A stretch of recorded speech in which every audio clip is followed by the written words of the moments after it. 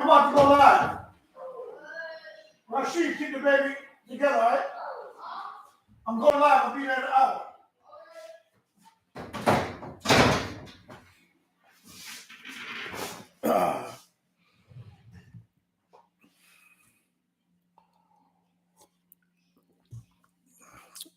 See who jumps on here, man. Everybody want to talk about Crawford and Spence, man. See somebody just jumped on? Let me know who's out there. Let's talk Crawford and Spence. And if people should even care to watch that fight anymore. Let me see if some of my people get on here.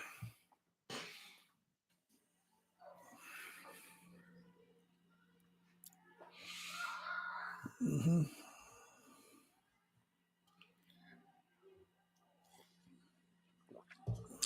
Know who's there. I see somebody just jumped on. Let me know who's there. I just went live, so more people should be jumping on here in a second. Let me know who's out there. Get on and get off. Whatever. It's all good. Don't stress over the small stuff, man. There we go. Let's see. Who's out there? I see somebody jumped on the chat. What's going on, Minnesota Fats? Things are good, man. I can't complain. I can't complain at all, man. I just decided to go live and talk a little bit about this Crawford and Spence crap because it's like at this point, I don't think, it's like if the fighters don't care, should we care? It's like the, Spence and Crawford fans, it's like a cult now. You know what I'm saying? So Fats, I'm not sure people really understand. It's not Spence or Crawford's fault as far as what's happening right now. And I get it. Crawford didn't take the fight and all that, but it's kind of frustrating to see. It's kind of frustrating to see the direction this is going. You still there, Fats?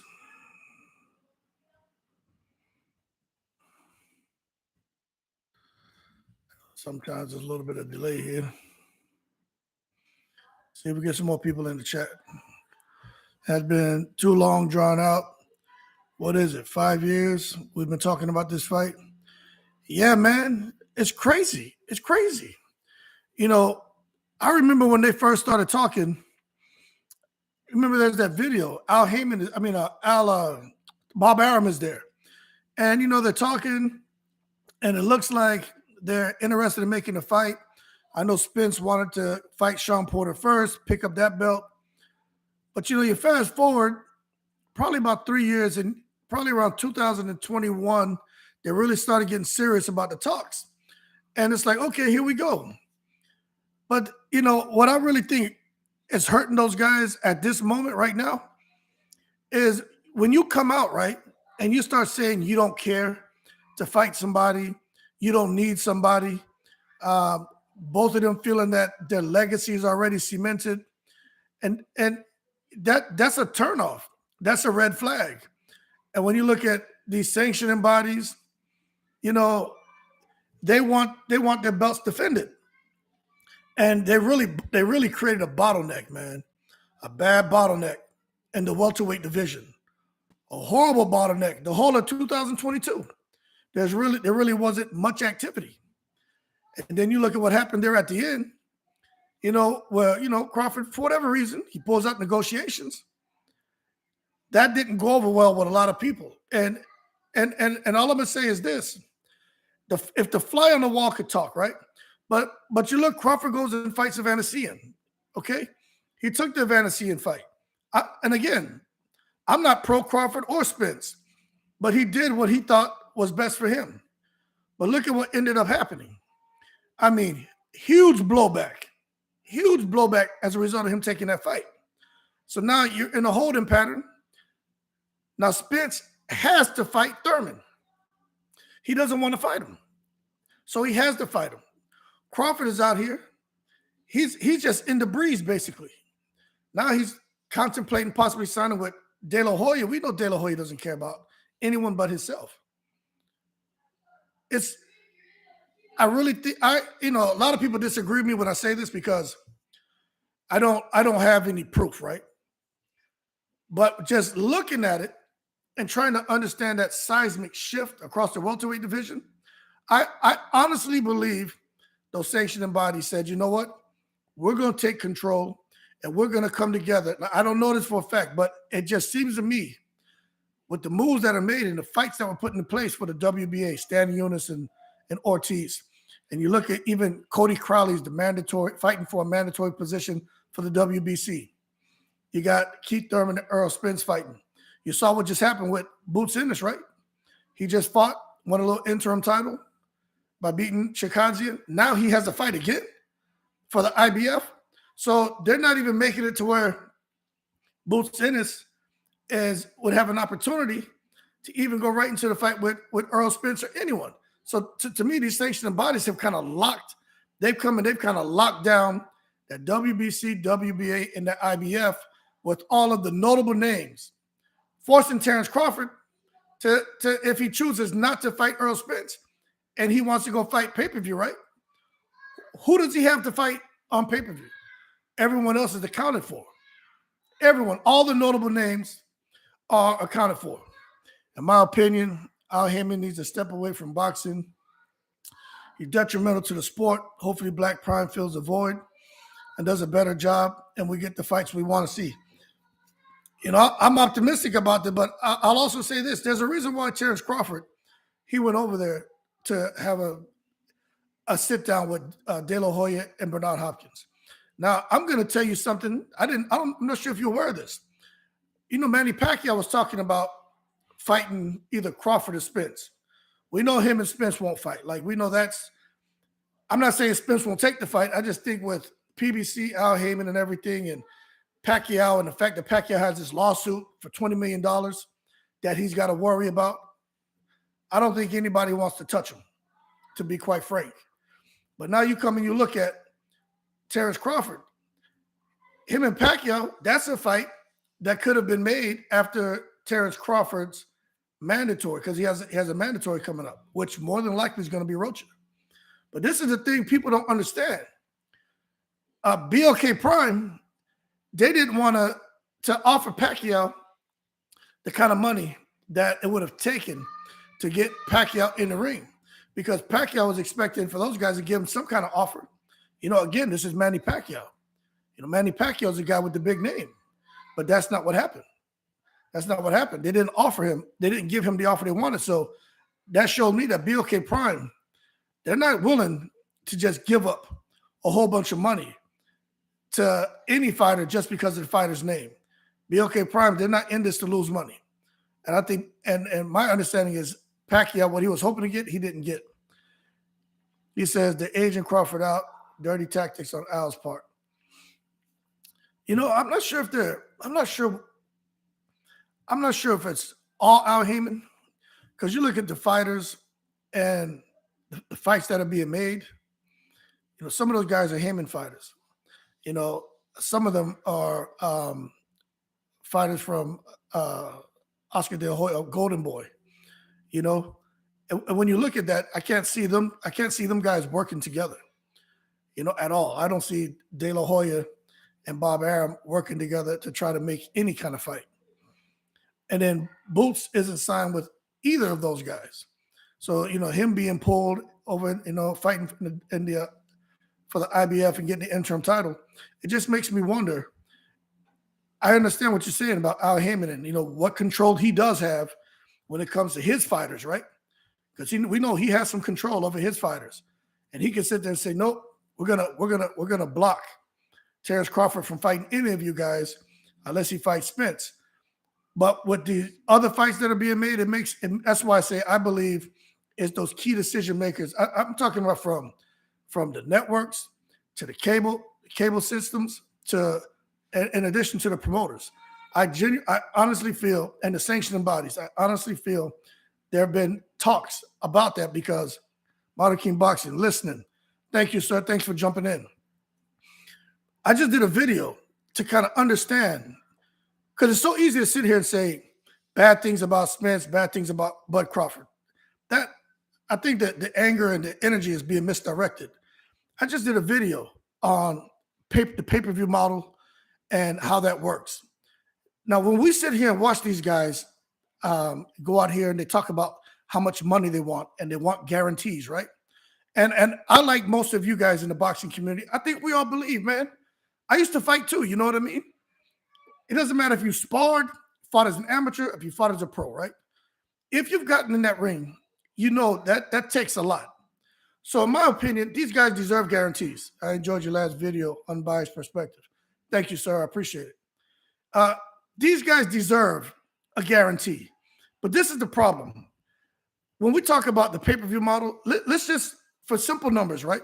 Let's say there's a fight that's being sold $50 per subscriber, okay?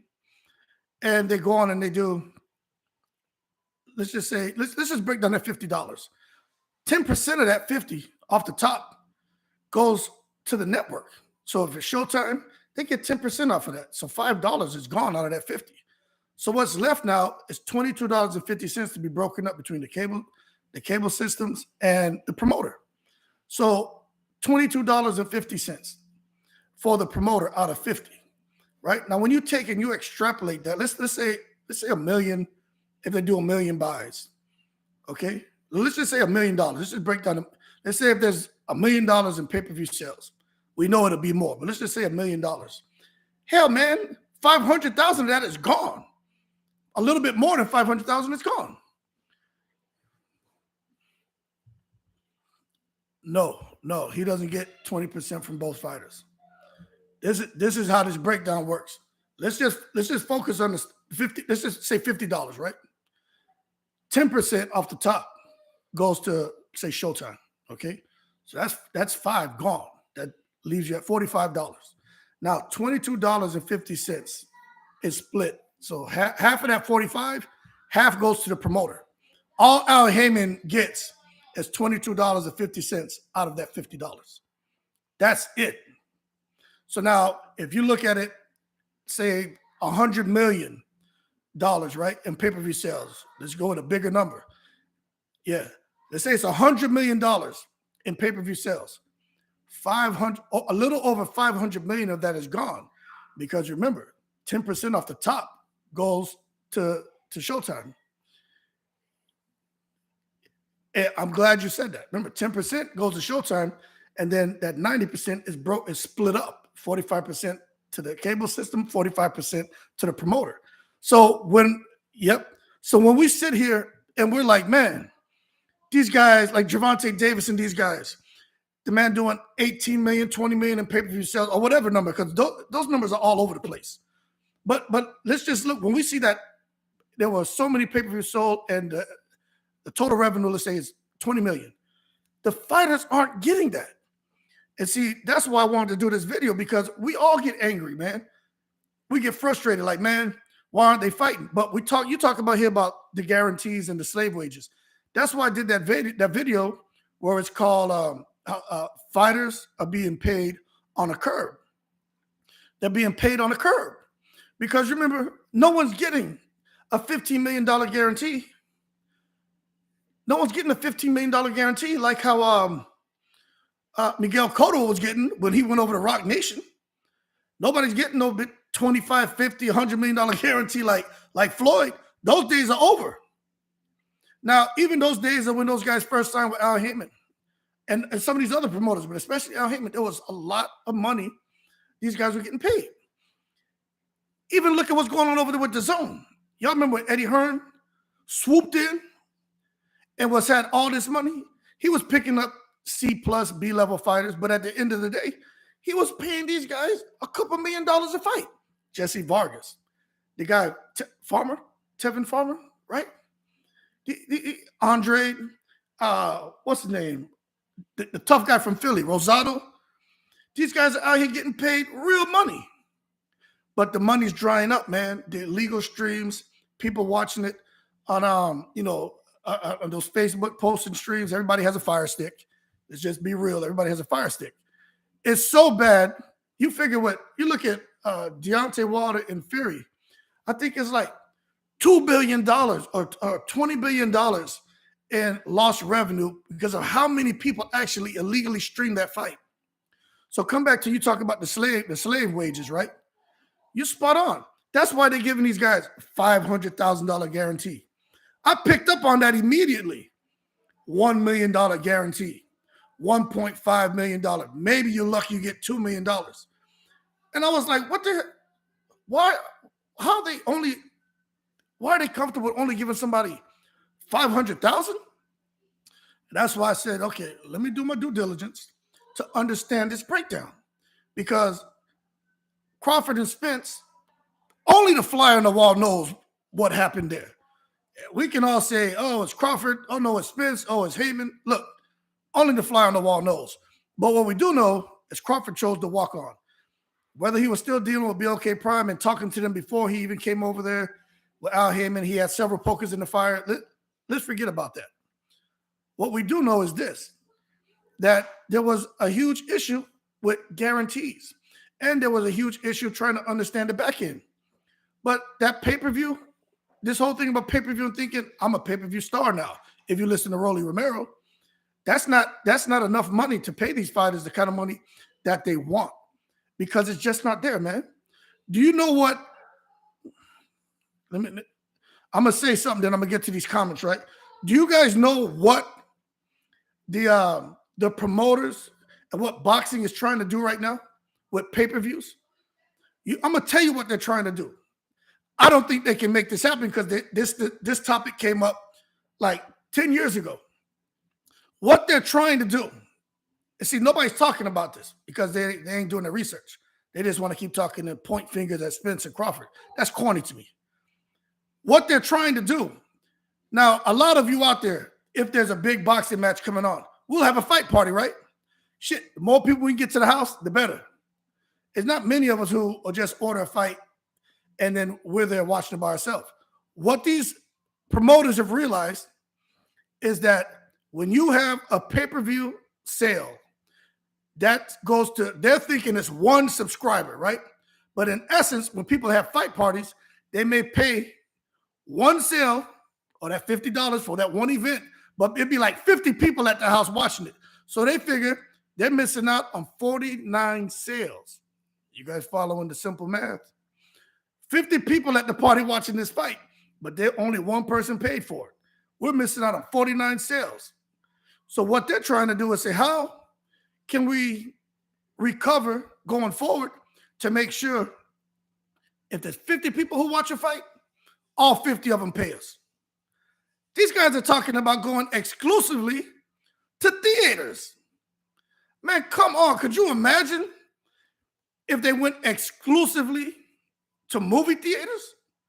Now, look, this came up like 10 years ago, and it's reared its head again. There's articles out here on it. I'm not throwing something out there in the wind to try to get people to come here and give me, I just started doing this YouTube thing. What's that? The super chat and the money and the donations, man. If somebody gives me something cool, but I'm a retired guy, man. I'm cool. I enjoy boxing. But could you imagine if you couldn't order a damn pay-per-view event and watch it in your house no more? I mean, damn. I'm all about change. I'm not going to resist change depending on what it is, but that would be horrible. Absolutely horrible if you can only watch boxing matches in the theater, because everyone who pays, they figure now they can make sure they're actually accounting for every pay-per-view sale. And that is the direction that this stuff could be going. Let me look at some of these comments, man. It says Minnesota Fats. He says, Al Heyman needs to step away from boxing. And we talked about that. The agent Crawford out. Dirty tactics on Al's part. I think, like I said, I think it's a little bit more than Al. So Heyman gets 20%. I think we broke that down. Minnesota Fat Heyman is paying slave wages, 0% guarantees. They can't, they can't give those guys guarantees of like the 10 million, 15, 20 million that we think. Because when you break down 1 million pay-per-view sales at just a $50 price point, even if it's at $75, even if that's $75, and then you know it's going to be 55% of that goes somewhere else. So they're left really with like 45% of that. You know what I mean? That's just not enough money to cover the kind of guarantees these guys feel they deserve. It's not. That people need to really put their energy to understanding this damn pay-per-view breakdown. It is crazy. Even I was shocked. I'm like, damn, all that money and the promoters don't really get much of anything. So they got to take that now and figure out not just the headliner. They got an undercard. They got an undercard. And this is why I get pissed off. You know what I mean? Because sometimes, I remember we were talking, we were like, man, it'll be cool if at the time, I can't remember who it was, but it was all big names, all big names. I was like, man, if they put Thurman, I think it was like we were talking months ago, like, man, what if they put Thurman and Ugas on an undercard and then have like Spence and Crawford? And we were like, man, that would be amazing.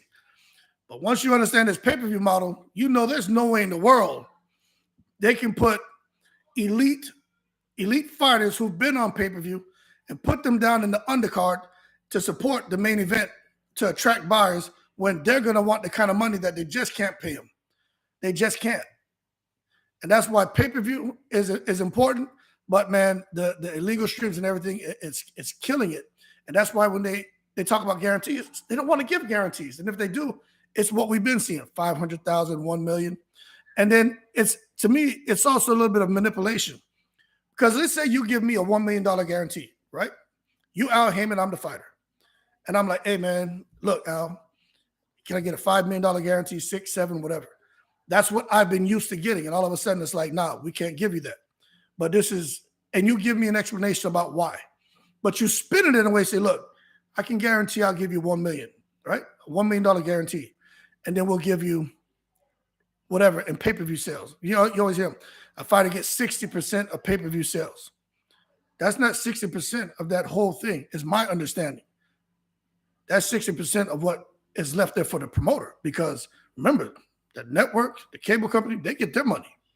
That promoter gets, like we already talked about that what money he gets, maybe the fighter gets 60% of what the promoter gets.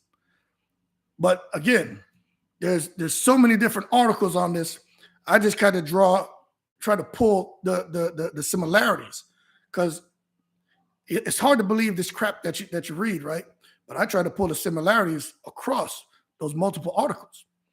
And that's why you see these guys say, okay, I'll give you a guarantee of 1 million. A promoter may put 3 more million on top. That looks like a 400% increase from what you're guaranteed. If you write that on paper, that sounds huge. Promoter is able to pay his fighter 400% more than the guaranteed purse. But when you look at the guaranteed purse, $500,000, it's really not a lot of damn money. But that percentage sounds good. That bullet statement sounds good.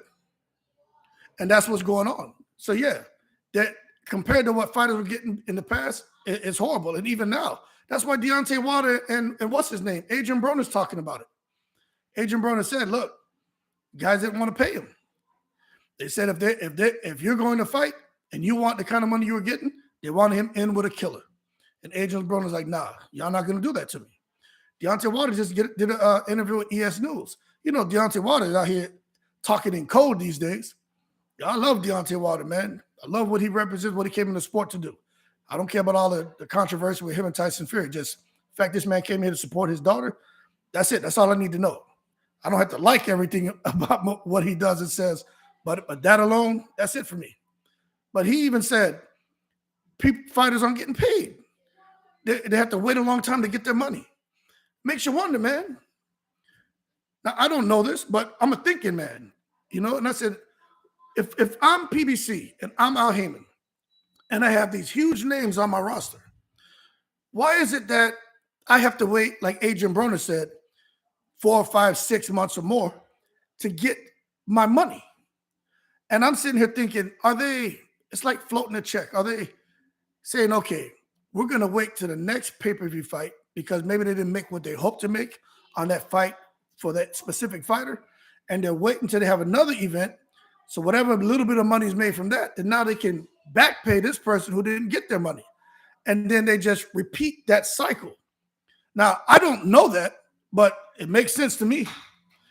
And that could kind of explain that 4, 5, 6, 7 months could be up to a year waiting period for some of these fighters. Also, it could explain, depending on the time of the year where they fight, we know they have budgets, annual budgets that are allocated to the different to one to boxing and one to other areas on these networks. So they could be waiting for that budget to drop too. But bottom line is, we never heard about all these problems before. We never heard about pay-per-view issues and fighters not wanting to fight and everybody feeling they need to be have an undefeated record to go fight on pay-per-view and all this other crap. Man, you go back 20 years ago, even 10 years ago, man, the best were fighting the best. There was none of this crap about everyone trying to be undefeated or only wanting one or two losses on the record or not wanting to fight somebody. You telling me guys are going to pass up on an undisputed distinction? You remaining undefeated is so important to you that you'll duck an opportunity for an undisputed distinction. But you can kind of understand it when you get somebody who's like, damn, I'll fight for the undisputed distinction, risk losing my belt, my undefeated record, and you can't even give me a guarantee. So that's where you can see where, for me, it's like I could totally understand why a person would duck that opportunity. I'm not saying I agree with it, but I can understand and go somewhere where they can get guaranteed money, big money. Now, I do believe that with all the endorsements, with all the different modes of generating revenue that Spence will be able to create, that a guy like Crawford can create, Wilder can create, DeCharlos, all those guys. I do think that they could make good money, but especially we're talking about what probably is the most important, Crawford and Spence. I think those guys can really make a lot of money. But then again, there has to be some guarantee, but these networks these promoters don't want to take the risk. If they guarantee a fighter, let's say 10 million, each fighter 10 million, that's 20 million. And pay-per-view numbers don't reflect that milestone that they were targeting, that's on the promoter, man. It's not on the network. It's not on the cable system. That's solely on the promoter. And that's why Eddie Hearn, he didn't even want to take on Terrence Crawford. Terrence Crawford is a super talent, but this really should help to remind people and underscore boxing is a business, man. And I can only imagine the type of stress that a guy like Crawford's going through. Hell, look at Spence being forced to fight Thurman. Hell, look at Thurman going into a fight. He gave up his WBC belt. Nobody cares. You know what? Here, I don't know what they told Thurman. That's why I'll be glad when Thurman and Spence finally sign, right? And then they can start doing interviews. They can start to divulge a little bit more about what happened behind the scenes, how they arrived at this point. How the hell the fight's at 154? How the hell the fight not for a damn title?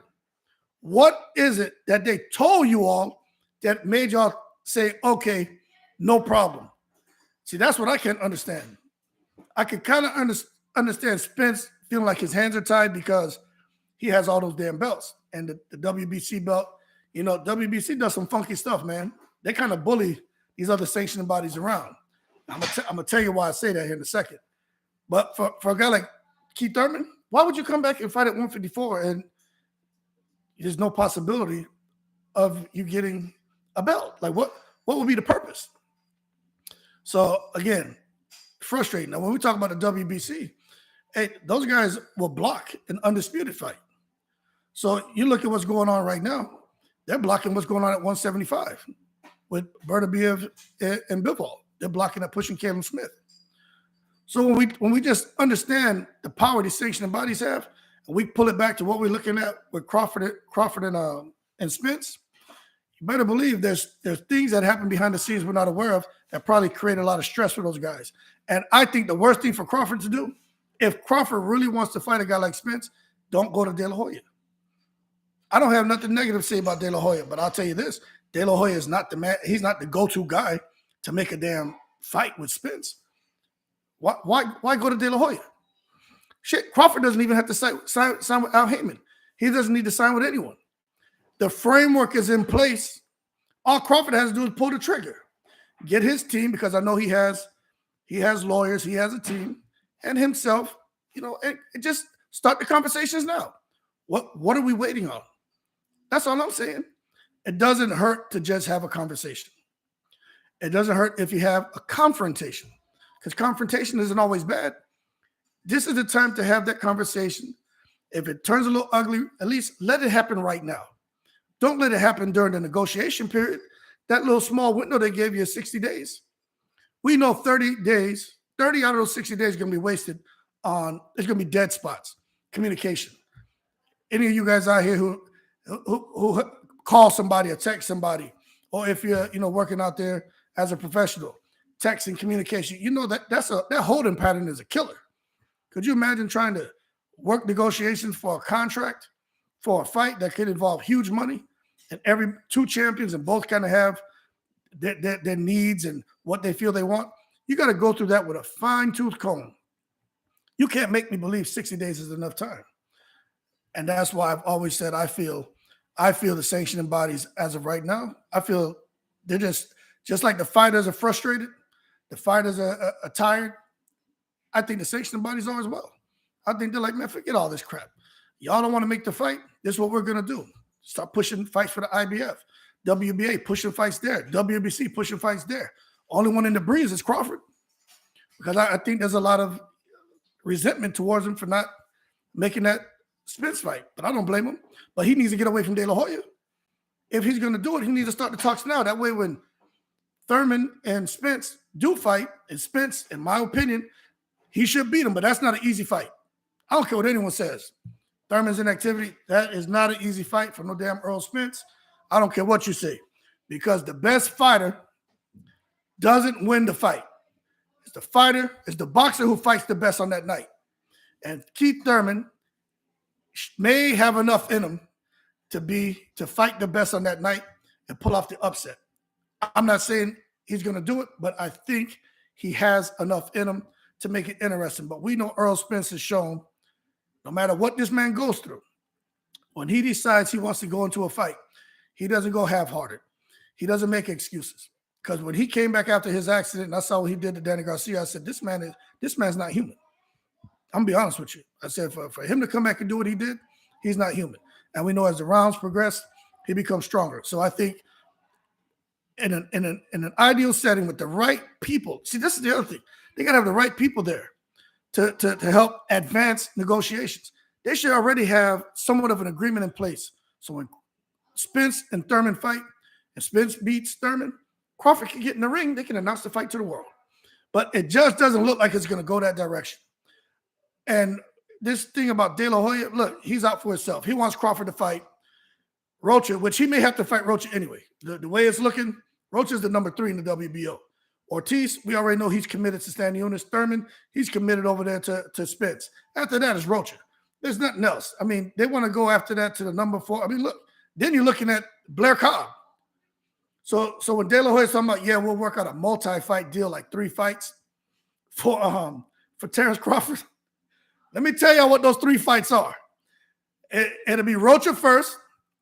It won't be Ortiz second. Ortiz gonna be busy with Stan Eunice. Who knows if there ends up being a rematch, right? That second fight, if Terrence Crawford can't make the Spence fight, y'all gonna go crazy. Y'all gonna go crazy when Terrence Crawford ends up fighting my favorite fighter in the world, Blair Cobb. And I'm not saying that to be funny. This is real stuff we're talking about here. Those are the fighters that Crawford is really looking at. That's by the WBO rankings too, but also with those guys being over to sign the Golden Boy. And then maybe later this year, he's going to force Crawford into that fight with Ortiz. But that could push this whole possibility of fighting Spence in 2024. Well, we know it's not going to happen because Spence don't want to kill himself to come down to 147 to fight.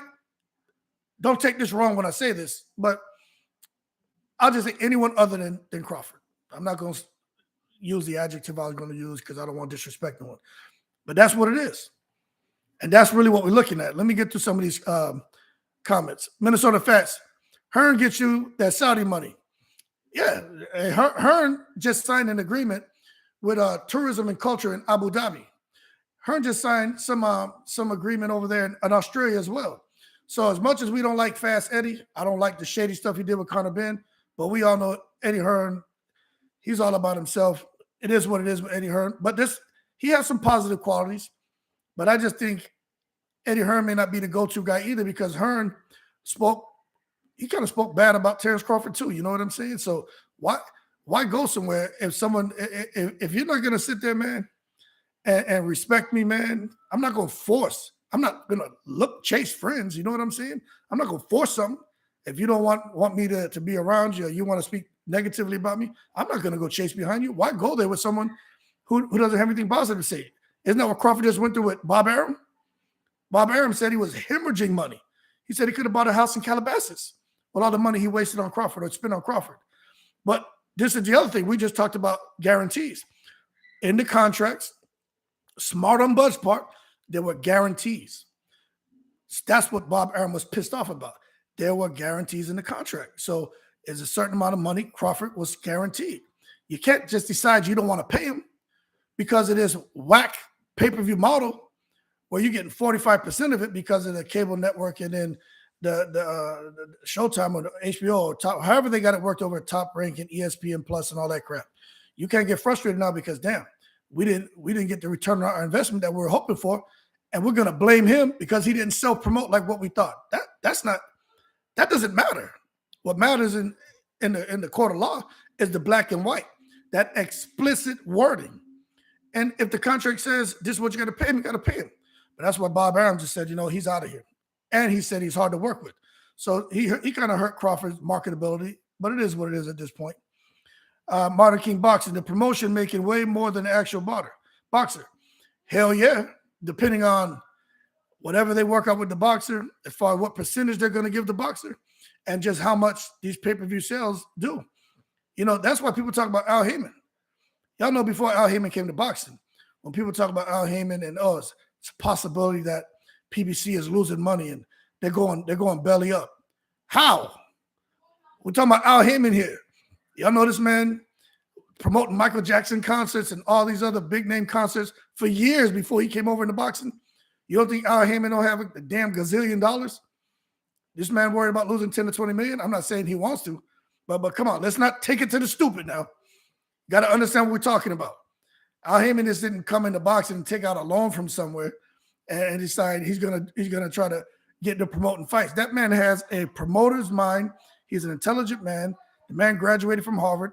I'm not saying that we gotta like the way he goes about doing business, but what I'm saying is he was extremely successful in another arena. He's been extremely successful here, and I just don't believe Al Heyman is going to keep putting guys on pay-per-view if money's not being made. Y'all understand what I'm saying? People talking about, Tank is flopping, Deontay Wilder is flopping. You're not going to keep putting someone on pay-per-view if they're flopping. Now, I don't know the numbers. Nobody knows the numbers. So I'm not a channel that's going to come here and lie to you. I can go out here and pull 5 different articles that says 5 different things about the damn money that Tank made, or the pay-per-view sales on Tank, pay-per-view sales on Wilder. We all know the craziness when it comes to Terrence Crawford's numbers and all that. What I'm saying is we don't really know. Okay? But I just can't see any promoter continuing to put guys on pay-per-view if they flop. It just doesn't make sense. Remember what we said earlier in the live. Boxing is a business. It's a business, man. No one's in it to lose money. So you can't convince me that these promoters are going to keep putting these guys out there and they're losing money. But that's why, for those people who don't want to peel the layers back, right? Look at the guarantees we just talked about. Extremely low, 500,000, 1 million.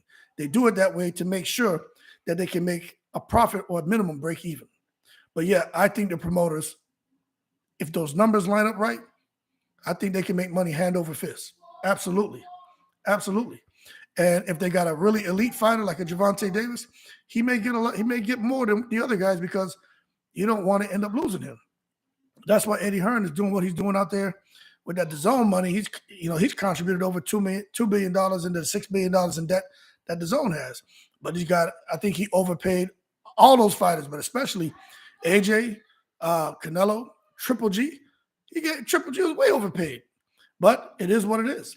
But that kind of budget is dried up even over there at the Zone. Everywhere the money's drying up because it's not that I don't think they don't want to pay the fighters. It's just the pay-per-view sales, man. Remember, the Zone they weren't even supposed to do pay-per-view. They came out and bad talk pay-per-view. They hurt the whole idea of promoters using pay-per-view. Had fans sitting here talking stupid about pay-per-view. Totally took it to the stupid. And look what they're doing now. They're upside down in debt. So now they had to go to a pay-per-view model, trying to bait people in. I will give you a 1-year free subscription if you buy this pay-per-view event. Like all kind of different marketing strategies, man, to tie up your brain and get you to commit money. I'm telling you, as we go forward, and my boy, I got a partner, man, Mills. He just posted something on Twitter about Paramount and PBC and how they're looking to make like a 10% or more cut when it comes to certain programs, when it comes to Showtime. So the rumors and stuff about money drying up at Showtime and trying to find ways to take money from this area to try to improve the revenues here. Remember, it's all a business. I truly believe that to be true. But they're not really divulging everything to us, but you get bits and pieces. But it's hard for me. I'm not just going to take that one little blurb and run with it and say Showtime's going upside down financially. PBC is going upside down financially. Like, I just think that's corny. I don't have enough information. I don't have enough data to say that. But what I can tell you is where there's smoke, maybe a little fire. And it looks like something is starting to smoke over there at Showtime. And as far as their numbers when it comes to certain programming. Let me get through some of these comments. That's too much like real promotion, the hood guy. My boy Martin King Boxing said, hit the like button. Chinchilla, what's going on, man? I appreciate you jumping in. Oh, man, I missed a whole bunch of comments. I apologize, man. Let me scroll on up. I was talking too much. I truly apologize. Let me see. Let me go on up here. Damn, boy, I missed all that. Okay, here we go. Minnesota Fat Hearn, that's Saudi money, the promotion making, yep. Tevin Farmer done great under Hearn. Man started his own building company, flipping houses. Of course, I saw when he bought that, was it a Bugatti or something? I was like, damn, that's it. But he was making like a couple million a fight. And he was fighting pretty regularly until he lost. And he said, whatever, he made his money. Now he's successful outside of boxing. That's what you want to see. Modern King Boxing. I don't believe Spence was involved with being hands-on in negotiations. I don't either. They don't get paid for that, man. That's not their role. They may have a voice. You know what I'm saying? It's like a Christmas list. Your kids have a voice, don't they? Hey, I want Santa to bring me the Oculus and the PlayStation. I hear you, son or daughter. Okay. And then you come and give their ass a pack of Uno cards. You know what I'm saying? So they may not get what they want, but you hear them. But at the end of the day, your budget will only afford you to do what you can. So I agree with you 100%. I just don't think Spence and Crawford were there trying to wheel and deal. I know for a fact Crawford had to bring lawyers on at some point during the negotiations, and they were able to help advance the talks. But at that point, I think Crawford had decided to do what he was going to do. Modern King Boxing just says correct. Modern King Boxing, PBC business model is messed up. Too many shareholders. We should have said a small circuit growing organically. Minnesota Fats, one sale is still better than none. The Fire Stick, man. Whoever created the Fire Stick, he surely must be a gazillionaire living somewhere in the Philippines or Thailand or Vietnam, living like a king, because everybody has a Fire Stick. I don't care what your race is. I don't care what your gender is. I don't care what your religion is. I don't care what your economic status is. Everyone I know has a Fire Stick. People love boxing. If you love sports, you love watching movies, you got a damn Fire Stick. I don't know anyone who doesn't have a Fire Stick. Modern King Boxing. When I was growing up in Atlantic City, boxing was God. Donald Trump and Mike Tyson was always having fights down there. Absolutely. It's just been a huge paradigm shift, man. But absolutely, everything was boxing. I can remember watching Camacho, watching that on TV with my dad, flipping through channels, boom, boxing on it. We sitting there watching that. Modern King Boxing, Al Heyman just doing way too much, and his results are the problem. He has the merge his boxers and settled for less by negotiating with good faith at this point. Yeah, I'm gonna tell you what, Modern King Boxing, man.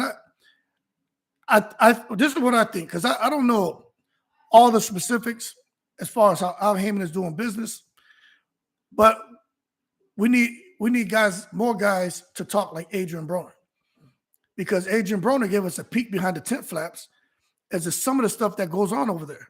Do you guys realize this? When you look at like the Charlos and some of these other fighters, this is something else, right?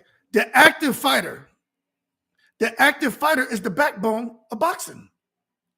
The champion isn't the backbone of boxing. Y'all tracking with me, man? These guys can say what they want. The active fighter is the backbone of boxing. These networks who have active fighters, those fighters are keeping the network afloat. You have a champion who hasn't fought in a year, 6 months, a year, 2 years. And then he comes back now, and you have an active fighter who's been bubbling up every 4 months, every 6 months. And the champion says, okay, I want to be the headliner in this slot that you have. The networks have to sit back now and make a tough decision. Do I take this guy and put him in that main event slot over the guy who's been the backbone of our network, or these fighters who've been the backbone of our network fighting regularly? Then what do you think happens? People get upset. People get frustrated. What do you think happens to a champion? They get mad. Hey, well, how come I'm not the main event slot? And this is what happens. Sometimes those kind of propositions are put in front of a champion. Hey, look, well, we can get you to fight, but it may not be as the main event. Close the door, baby. Close the door. Thank you. They say, we can put you on, but it may not be all the way, okay? Thank you. It may not be as the main event. And then the champion says, you know what? Well, then I don't want to take the fight. That is something else that happens that a lot of people aren't aware of. Some of these guys we're not seeing as active as we think they should be, and maybe they want to be, is because they don't like the terms. One is the money. Two, they may not be the headliner. Like, you gotta swallow your pride. Or there may be a situation where they're the champion, but somebody else who's a champion who's been active, and they're trying to put them both on the same card. Or they're trying to set up an interim title fight that has more interest. Y'all can say what you want right now. A good example is what's coming up. You look at this Jake Paul guy, right? When it comes to boxing, we're not taking this guy serious. You know what I'm saying? He's out there putting in the work. He's making an effort. You know what I mean? But we're not taking him serious. I tell you what, Jake Paul was going to fight, and you have Jake Paul and Tommy Fury, and you take like let's just say Terrence Crawford and Earl Spence. Some people may want to shoot me for what I'm about to say. Who should be the headliner? I say Crawford and Spence. But when it comes to the money that can be generated, who's it going to be? You know what I'm saying? That's what these networks got to sit back and take a look at. It's a tough decision, but people get their feelings hurt. And that's something that I know for a fact has happened with some of those PBC fighters, where they were given opportunities to fight and they chose not to take them because they weren't going to be the headliner, or they were given opportunities to fight and they didn't like the money, but they're like, look, you haven't been active enough. And then they come back and they're frustrated because they let their emotion get the best of them, make a bad decision, and then they place back in an inactive status. But what's frustrating is these sanction bodies are allowing that crap. These guys are defending the belt. What are we doing? You can't pick and choose who the rules apply to. That's crazy. But I understand that there's always instances like, I like those Charlo boys, although they're emotional and they be ranting and raving. But damn, I mean, how long are we going to let Jamal go without defending that damn belt? You know what I'm saying? At some point, just take the belt from him. It's okay. And then he can come back when he gets his stuff settled or whatever it is he has going in his life, and he'll get the first right of refusal. Let him get an opportunity to fight for it. But it's crazy. So when you look at all of that and just how frustrating and how tough things can be, and the things that happen behind the scenes that we're not privy to, because you can only imagine what's going on behind the scenes with these guys trying to figure out, okay, the undercard for a Spence Spence and Crawford fight. Um, look, the endorsements, the sponsors. Oh man, we just missed a huge opportunity. The Super Bowl's coming up. It would have been nice to at least have something in place to at least get them in front of the world to do a face-off. All of those opportunities are missed. So these networks now, especially Al Heyman and everyone who's going to be involved, even the guys behind the scenes, cable networks, etc., right? They got to sit back and try to figure out an innovative way to go about making this fight because a huge opportunity was missed. And when I look at it like that, I get a little frustrated because I'm like, man, who is really sitting there in Crawford's camp and also in Spence's camp to sit there and allow things to go so far left to where they couldn't recover? Because, damn, man, we're going to wait a whole nother year, try to put a fight together. You missed the Super Bowl. It's so there's a huge opportunity that was missed. But at this point, it is what it is. Let me get to these comments, man. Al Heyman just doing otherwise, why have 200 boxes under the umbrella like Brandon Adams, who beat Sergey? Yeah, it's too many fighters. It's the same thing like with the UFC. You got all these guys on your roster. You promise to fight them 10, 12 times a year, and you can't. You can't. And these guys suffer, man. It's horrible. Consistency wins fans over. Absolutely, man. You got to be consistent, man. Letitia McCulley, welcome to the chat. Sorry, I'm just getting to doing a lot of talking. I apologize. The only people who now care about Spence and Crawford fight are those who are not true boxing fans. They just care about two fighters. Other boxing fans have moved on and are watching over great fights. I think some people are doing that, but for me, I'm still somewhat interested, but I just don't think it's going to happen. What I think is going to this is honestly what I think is going to happen. I just think Spence is going to let go of his belts. I think Crawford. Well, I'm gonna tell you something here. I'm glad you said that, right? Let me get through the comments. I'm gonna expound. Somebody may have to remind me about what Crawford is doing, what he may potentially be doing, because sometimes I get scatterbrained. Minnesota Fats, Spence was already in a car crash. He doesn't want to be in a second. Yeah, absolutely. Modern King Boxing. Oscar better not get on his Tom Brown. Guaranteed keep Crawford active, and I doubt he signs a long-term unless Virgil Ortiz is at least on his pound for pound matters.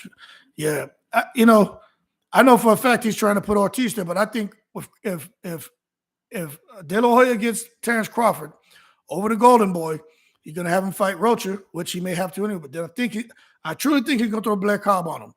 Remember, Blair Cobb went and beat Maurice Hooker, and that's Terrence Crawford's boy. And there's some history there. And then I think after that, at some point, he'll make the Ortiz fight. But I think Crawford's going to get pissed off.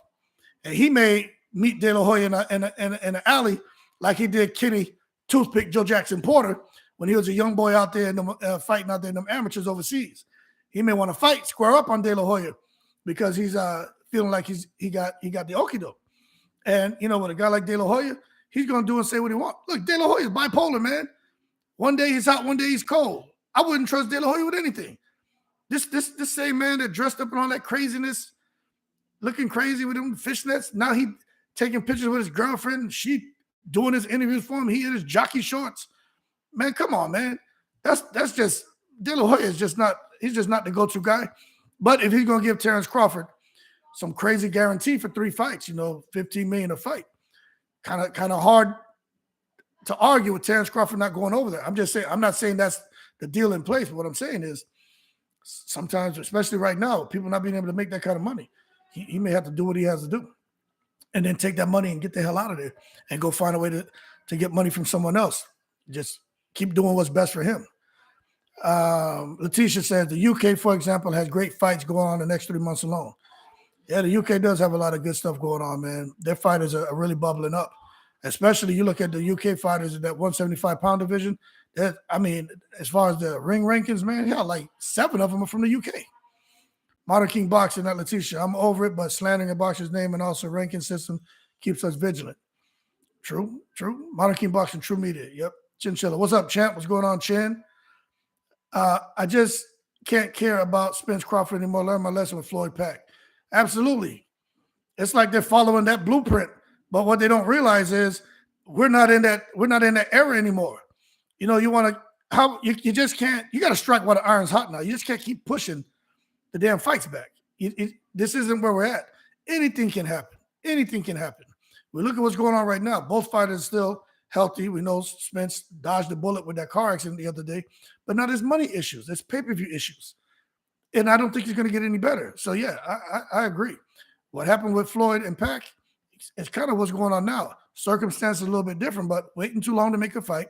But the difference here is, unlike with Mayweather and Pac, the money was there. The interest. I mean, these guys sold, was it 4.5 million? And then what you're looking at here with these guys, the money's drying up and people are losing interest. Hurricane Carter effect. Crawford locked up. I hear nobody wants to invest in beating a little. Yep, absolutely. Absolutely. A lot of people don't even know who Hurricane Carter is, but I agree with you 100%. That's too much like real promotion. Yep. Modern King Boxing, everyone gets a fight in WBO rankings. Yeah, that's true. But it's just for Crawford right now. It's not the people we want to see. Come one, come all. Tip Bayless, catchweight bout. What's up, Tip? Modern King Boxing. Hearn is for women's boxing and all the prospects in America, mainly. He doesn't want to invest in champions, I think. Hearn goes where the money goes. That's why he's so heavily involved in misfit boxing. He saw that when, I don't know who fought. It was a KSI younger brother, and then Jake Paul and those guys fought years ago. He saw they did over 1 million pay-per-view buys. After that, Hearn was on it. Everybody else turned their nose up at it. Eddie Hearn's not stupid. He knows, he understands business. If I can get in here for a year, make 10 million, it flops the next year and come out of it, he doesn't care. He made his 10 million.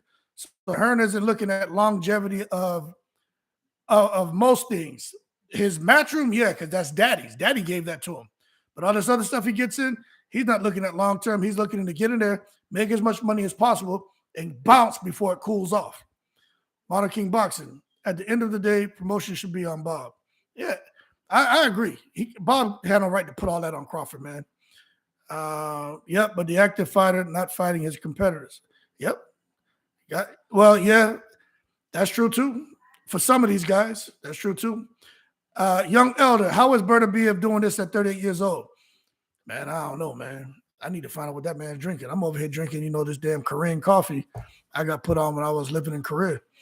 Berta is just he's just an exception to the rules, man. He's getting better as he gets older. Now, let me get through these comments and we can talk about Berta Biev. Boxing doesn't line up the best versus the best. That's why pay-per-view numbers are low. Absolutely. They want to turn pay-per-view around, make the best fight the best. It will immediately turn around. And that's probably one of the main contrasts between what we're seeing now and what we saw years ago. People can sit here and pick one or two fights maybe from years ago that didn't happen to try to debunk what we're saying. Okay, cool. Well, what about those 30 fights that happened? You know what I'm saying? So people will pick and choose what they want to create their own narrative. But I think we're being fair to say the best were fighting the best back in the day. And I think even with Floyd Mayweather, he was fighting everybody. Floyd Mayweather, look how many champions this man defeated.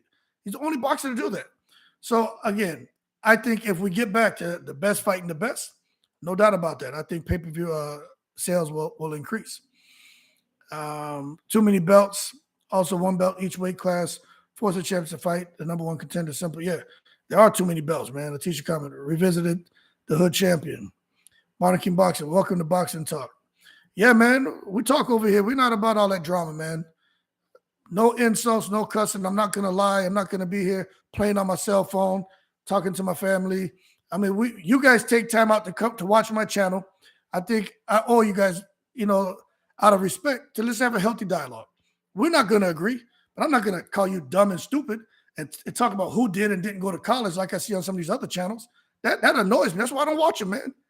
And I'm not even like that. I believe in building champions, not breaking them down. But damn, I can't handle it. So we do our thing. And nobody's giving me no $250 contributions. And like I see these other channels, but I'm not gonna lie to you and manipulate things so that you guys can give me money. I'm not doing that.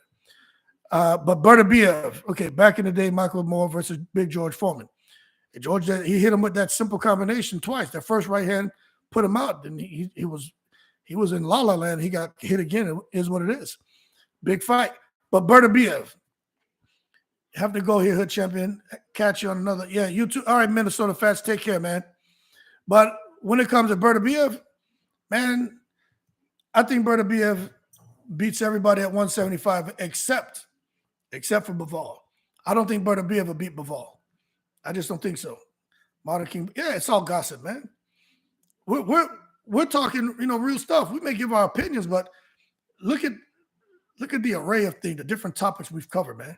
That's what I like to talk about. And you guys have great input.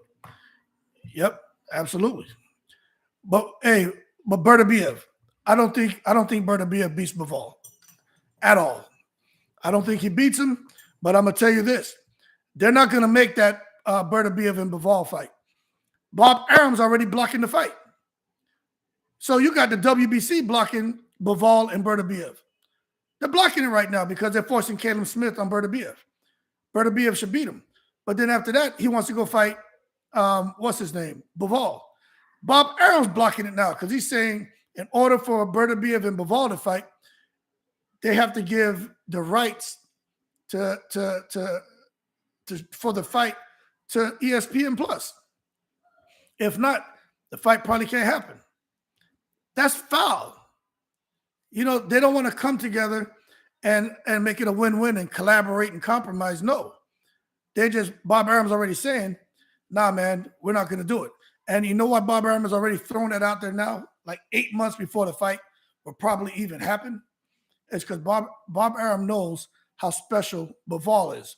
Now, don't get me wrong. Bertabiev is a monster too. Bertabiev is no joke. I just think with the footwork, the combination punching, the IQ, that little half a step back, everything Bivol does is to control an aggressive fighter. Now, Canelo and Bertabiev are not the same. Bertabiev knocks Canelo out cold, in my opinion. But with Bivol and what he's able to do to control fighters, neutralize them, I just think Bertabiev would have a tough time. But I will say this. Yarde showed that he's gotten a lot better, and he showed that he's a special fighter. But there's something that Bertabiev was doing that got my attention, how he was cutting off the ring. The way he cuts that ring off, whenever he wanted to, he was able to put him on the back foot against those ropes. Modern King Boxing. I hear that between Bertabiev and Yarde, only $1 million purse. Yeah, I heard that too. I was watching an interview where one of those guys from over there in the UK, one of the announcers, they were saying that they were frustrated that the kind of fight it was, like that fight between Yarde and Bertabiev, that was pay-per-view worthy. That was pay-per-view worthy. They said they felt that it should have been more promotion in order to get that on a pay-per-view, to be shown on pay-per-view, and that way these guys could have made more money. So what you're saying is absolutely true. I can't remember the damn announcer. I was watching it. It wasn't Frank Warren or one of those guys. It was one of those. They have all these different guys who commentate, but one of them were talking about that because that fight was great. It was just absolutely great, man. But yeah, I think they should have made way more money. Way more money. They both should have made at least $1 million, but they didn't even make that. Makes you wonder. And then the pay-per-view model in the UK, it's not like in the US. I mean, the price point's a lot lower, but they get a lot more support than what they get over here. So I think they could have easily done that. But then again, there wasn't a lot of promotion. You know what I'm saying? It just makes you wonder what the hell is going on. Why aren't they promoting? What they drinking over there? I don't know what they're doing over there, man. But it's crazy. So now that y'all understand that breakdown, do you guys, for those of you who were kind of, there was any frustration towards Crawford and Spence and that fight not happening, now that we understand that breakdown, y'all tell me, are you optimistic of that fight happening now that we understand how that pay-per-view model is broken down?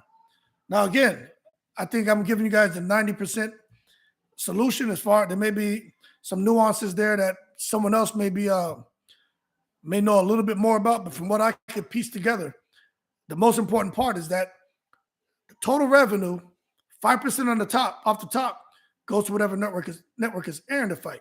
Then what remains is split.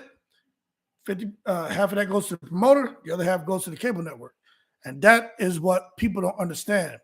The promoter doesn't get that whole whatever total revenue that's out there. He doesn't get all that, man. Shields versus Marshall was a good promo. All fighters should strive to self-promote. No doubt. Yeah, that's Shields versus Marshall. That was a solid promo, man. A lot of people were heavily invested in that fight. And that's what you got to do, man. And plus, I think I don't know how to, I want to make sure I say this the right way. I think the Queen's passing kind of brought some attention to the fight as well, because it happened, where the fight was supposed to happen. And then I know they had I forgot what it's called, but they want to take time and mourn the Queen's passing, and they had to delay the fight. So that kind of benefited Shields and Marshall. It brought a lot of attention to the fight and the fact they had to get pushed back. Hard on the fighters, because now they got to sit there and maintain their diets and not balloon up too much. So, but yeah, self-promoting, man. Adrian Broner is a good example of self-promoting, whether you like him or not. When that man was there flushing $100 bills down the $20 bills down the toilet, ripping 50s, ripping 5s, Adrian Broner was out there traveling around, man. He was doing these damn records, doing rap videos, and unfortunately, always on TV, whether it's for good reasons or bad reasons. That's why he can come back now, and there's a demand to see him. So, and there's very little supply of a guy like Adrian Broner. That's why the demand is so high. Basic economics, man. IQ is everything. Bud is the smartest boxer in the game, pound for pound right now. Facts. Yeah, I tell you what, I just did a video about this and some people challenged me. I said 7 out of 10 pound for pound ranking list, right? Because everyone has their own list. I said 7 out of 10 is going to have Bud there. And people are like, oh, man, how can you say Bud is pound for pound best? He's a duck, he's a this. And I'm like, yo, take that energy somewhere else. I think that Bud has earned the right, man. I think Bud has earned the right for people to come now and recognize him as the pound for pound best. You look how long he's been doing it. You look at how he's made every fight look. Every fight, for the most part, has looked super easy. And we could sit here and talk about his opposition. He's fought good fighters. Those same fighters have given other guys hell. But when you're able to make someone look simple, like Floyd Mayweather was able to do, what's the deal, MD Mills, man? Teammate? Hey, man, you missed an hour of some serious talk, man. Some serious talk. But again, with a guy like Crawford, you got to give that man credit. It's like people not wanting to give Floyd credit for making fights look so easy. It has a lot to do with the fighter in the ring. And Floyd, Bud, special talents, man. Special talents. I'm going to go back and listen from the beginning. Yeah, hey, I was breaking down the pay-per-view model in here because that's something that we know is a huge hang-up, and everybody was chiming in, and they thought it was a great discussion points, because we know pay-per-view is kind of a huge problem for guys and wanting to get fights. And you know how I've done the videos on fighters being paid on the curb. We just kind of broke it down, like, the promoters don't get the kind of money that people think, and the fighters don't get the kind of money that they think as far as from the revenue from the pay-per-view sales, man. So now we're just sitting here kind of creator, a player. Yes, indeed. Yeah. So now we're sitting here just kind of talking about some different things. We're talking about Berta Beer. We're talking about marketing, self-promotion. But Mills, I know you get down in the weeds when it comes to Terrence Crawford. Now, we've all said we're kind of frustrated. We're kind of over the whole Crawford Spence thing. But what do you think? And you can type it in the chat, man. And I know sometimes I don't want you to type a whole lot, man. I don't want to do that to you. But short and sweet, what do you think? Because you know more than most people know. And that's why I'm asking you. What do you think Crawford, what is really needed to make this fight go forward? And we are all in agreement that it's not De La Hoya. They sure as hell ain't De La Hoya. What do you think? Because you've done all the research. And everyone who's in the chat, when it comes to this guy here, MD Mills, who just jumped on, this man here, he's the real deal, man.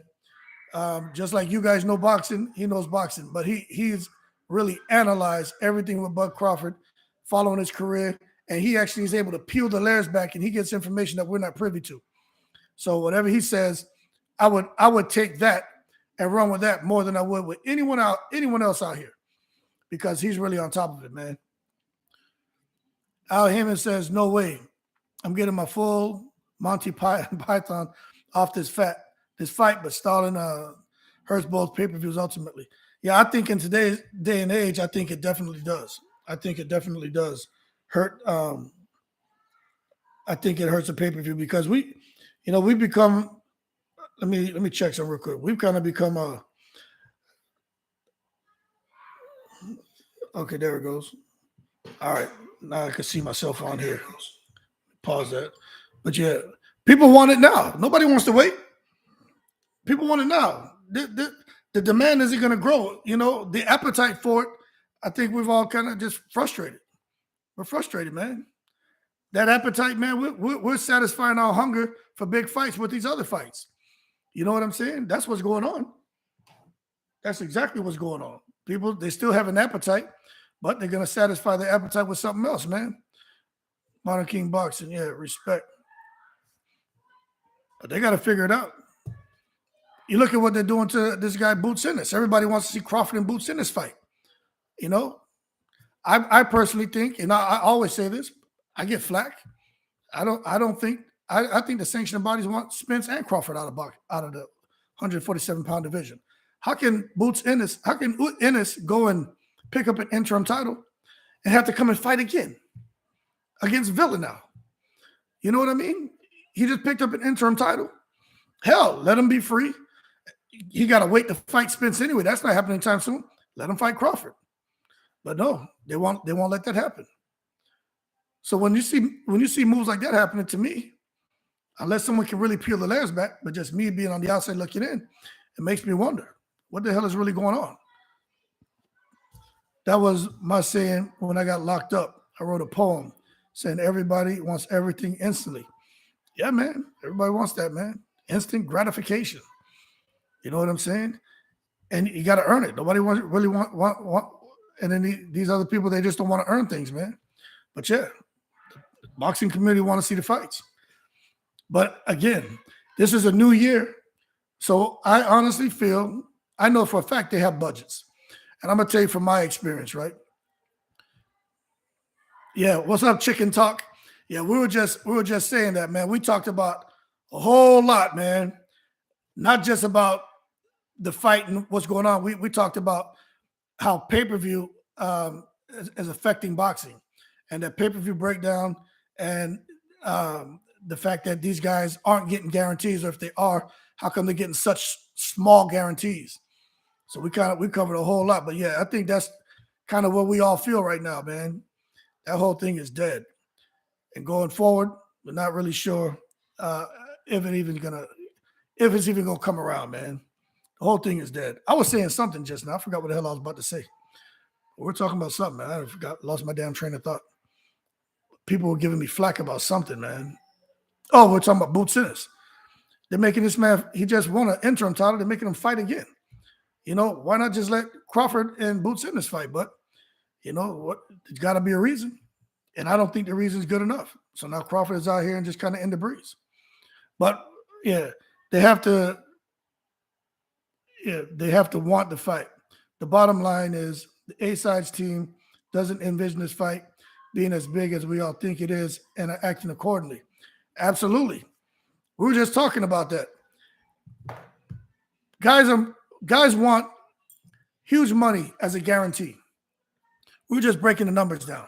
If you just look at one pay-per-view subscriber, let's say the price point's $50, right? That one subscriber pays $50 for the fight. 10% off the top goes to Showtime or whoever's going to be showing the fight, probably Showtime, right? Then what's left of that is $45. Half goes to the promoter, the other half goes to the cable networks. The promoter is only getting, out of that 50, I think we came with $24 or $22.50. I think I did that math right, yeah. Now, when you sit there and you extrapolate that across 1 million pay-per-view sales, let's say these guys let's say it's like 50 million total in revenue. Half of that is a little more than half of that is gone. So that leaves like 45% for the promoter, and then however the promoter breaks it out with him and the fighter. So people are thinking that, oh, there's been $100 million. That's not how that works. Whatever the total is in revenue sales, 45% of that goes over there to the a little less than that goes over there to the promoter. So that's not how it works. These guys aren't making that money hand over fist like what people think they are. That's not how it works. And then I was talking about, you got the undercard too. And the undercard fighters got to get paid. So that's why you see with guys like Spence and Crawford and the A side, B side, and who should get what. And these guys wanting guarantees. That's why they're not going to get the guarantees, because they're not being realistic with what they're asking for. Lee Wood is fighting Lara now. He was interviewed today and spoke from a boxer's perspective on this very thing about fighters having to fight to have a say in who they fight. Great interview. Yeah, that kind of ties into what you were saying, MD Mills, about Crawford possibly going over to De La Hoya to try to, get to Virgil Ortiz, pick up the WBA belt, and then he has a little more leverage going into negotiations for an undisputed distinction. So that kind of ties into that. Modern King Boxing. I don't believe Showtime wants to give Crawford a guarantee either, but Boots ain't getting no bigger without a fight of Bud's caliber. It's an investment to beat the King, Tiger Crawford. Yeah, I think Boots is in a bad spot. The fact that he didn't perform the way people were expecting, I think that put him in a bad spot. And now they're putting Boots in with this guy Villa, which I think is a better style for Boots. But obviously, Villa is tough. Villa can crack. And I think, I just hate to see Boots take a loss. To just see him take a loss. But I've always said, I don't think he's elite. I don't think he'll beat Crawford. I don't think he'll beat Spence. Now they're putting him in with this guy Villa. So if Boots and his dad says he doesn't watch tape on fighters. That's complete madness to me. I pray his dad goes back and he's watching tape on fighters now, because you can't bring your son and throw him in there with a guy like Villa, who was getting, for the most part, he was getting pretty much outboxed. But he was, touching up on Rashidi Ellis here and there. But you saw in the 12th round, this man still had his stamina and power. He out-staminaed Rashidi Ellis, and he outpowered him down the stretch. That's a problem. It could be a problem for anyone he goes in the ring with. That's all I'm saying, especially when you're a fighter like Boots Ennis, who says you like getting punched in the face. Well, I hope he changes that philosophy, because if he lets this guy Filler hit him in the face, Boots Ennis could be out of there. Chicken talk. With digital buys becoming more of a factor, only the networks and promoters split that. True. You know what else was being tabled for? Because the promoters, they realize that when someone orders a pay-per-view fight, it may be one person to pay for the pay-per-view fight, but 50 people will come to the house and watch it. So they figure, okay, there's 49 people or 49 subscribers that we don't have. So we're getting robbed. So there have even been discussions. It started like 10, 11 years ago, but it's resurfaced to have all of the pay-per-view events be shown exclusively in theaters. That way, every single subscriber who comes to watch the fight has to pay, and they can account for them. But they feel that although we talk about the illegal streaming, the fire sticks, they say fight parties, they feel that is kind of unfair and can be perceived as being illegal as well, because you got people watching the fight who didn't pay. And I just think that just shows you the mindset of them trying to figure out ways to recoup all the money that they've been losing over the years. MD Mills, economics. You don't want to insult Crawford, but he hasn't been built into a pay-per-view star. True. Nobody wants to make him an offer that's insulting. The numbers won't be enough to give him what he wants. Absolutely. McCulley says, true, MD Mills. That was the tone they set for the Crawford negotiations. Everything we saw in full was literally based off that. Right. Thanks to, what's his name? Bob Arum.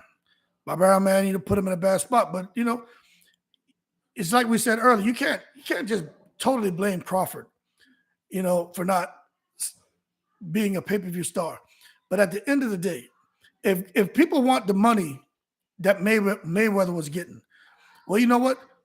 Make yourself uncomfortable like how Mayweather made himself uncomfortable. Floyd Mayweather made himself way uncomfortable. You think it's easy to get on WWE Raw and be out there doing these matches? You think it's easy to get on Dancing with the Stars with them tight ass pants and that shirt with them big? I mean, come on, man. But he did it, and it paid off. And when there was a camera put in his face, he seized the opportunity. So that's all I'm saying, man. That's all I'm saying. But could y'all imagine if Terrence Crawford woke up tomorrow? He said, you know what? I got these 6 or 7 beautiful kids. They're all athletes. I'm at the tail end of my career. I need to get this money like Floyd. I'm going to go on Dancing with the Stars next week. Could y'all imagine Terrence? Oh, man, I'm tripping right now. Could y'all imagine Terrence Crawford on Dancing with the Stars? But how many more people will become familiar with him? That's all I'm saying, man. Terrence Crawford getting busy out there on Dancing with the Stars. Oh, man, that shit would be hilarious. But he become more of a household name. That's all I'm saying. That's all I'm saying, man. But I learned a lot watching. Let me see something. Let me scroll up. I'm missing some comments in the chat over here making jokes and shit. Yeah, Letitia, you already got paid $250. Yeah, we saw that, man. Robbed them guys. That fight, Yardy and Bertabia, that should have been on pay-per-view. Them boys deserve at least $1 million each. Yeah, him and Bertabia. I think Bertabia got like 350 or 400, something crazy. Somebody just posted in the chat. Ridiculous, man. Anthony Yardy and Bertabia are legends.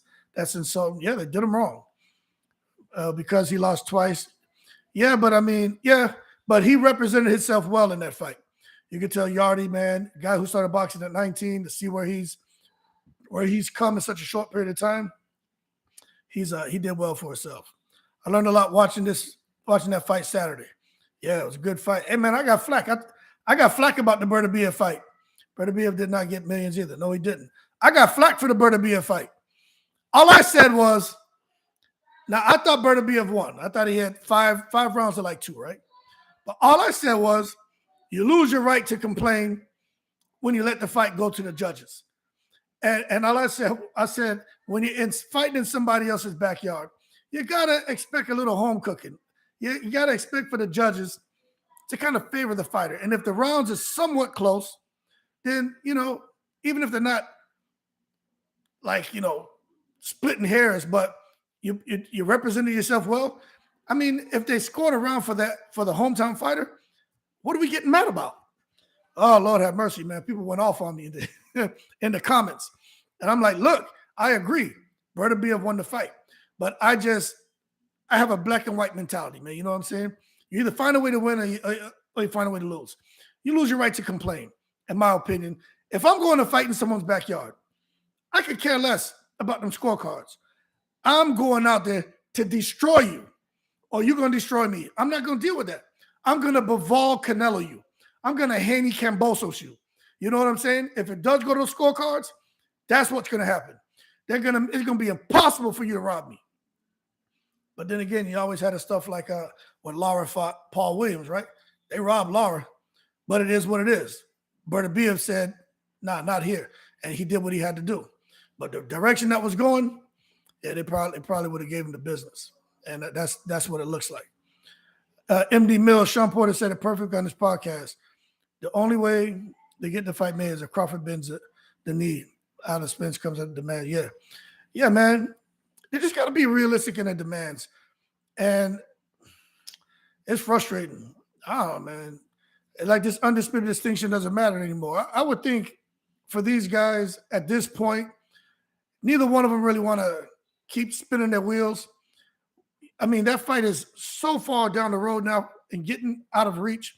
I mean, what are they doing? Tim Smith, Letitia McCulley, Wood Lara is going to get paid more than Yardy Bertabia. Hey, man, that's just how it goes sometimes, man. I'm not saying I agree with it, but, it kind of is what it is, especially if your name is known a little better. You know why Yardy was gassing? King Box is laughing at my jokes. Letitia McCulley, that fight Saturday reminded me of why I fell in love with boxing. Yeah, that was a good fight. But the difference in that fight is Yardy had the ability to stun Bertabia, which is good. But Bertabia had the ability to damage Yardy. There's a difference in stunning somebody and damaging them, and Yardy was getting damaged. MD Mills, remember we were joking when we said Crawford might have to fully embrace the villain role? Absolutely. He's going to have to do something. He need to get his ass out there on that WWE circuit. He got to do something, man. Do a movie. I don't know I don't know what he can do at this point, but he just can't keep going out here. And this is the other thing, when you're independent, there are a lot of advantages. But man, what it's going to come off as now is people are going to see, okay, he's just all about trying to get as much money as possible. It's already hard for us to make money off him. So it's like Kanye West. After he came out and made those remarks, then he wants to go to certain places and talk and have discussions and everything. They were closing the door. Nope, we already know what you're about. Nope, we got a mind made up about you. Don't come over here. And I think that's what Terrence Crawford is going to walk into. He's like, okay, well, I'm just going to go over here. He'll be like, nope, don't even come over here. Get him off the grounds. Get him out of here. Private property. Because we know what he's bringing. And we know what he's not bringing. And we don't want to deal with it. And I truly believe that's going to end up happening to Crawford, man. But you get a guy like De La Hoya who's thirsty. Now De La Hoya is talking about making the best fights, but he was just saying a bunch of horrible stuff about Al Heyman, how Al Heyman ruined the sport of boxing. But it makes me wonder, why Pro Bellum? Why hasn't Schaefer kind of surfaced and took a look at what's going on? I mean, Schaefer seems like a neutral party. He seems like a smart guy. You know what I'm saying? He was behind some of that Super 6 stuff. He left De La Hoya. Seemed to have a good relationship with everyone. Why isn't Schaefer trying to get his hands on Crawford for at least a 1 or 2 fight deal? We know Schaefer is a straight shooter. At least that's my understanding. Why hasn't he come out there and try to get to Crawford? That's my thing. I was wondering, where's Schaefer?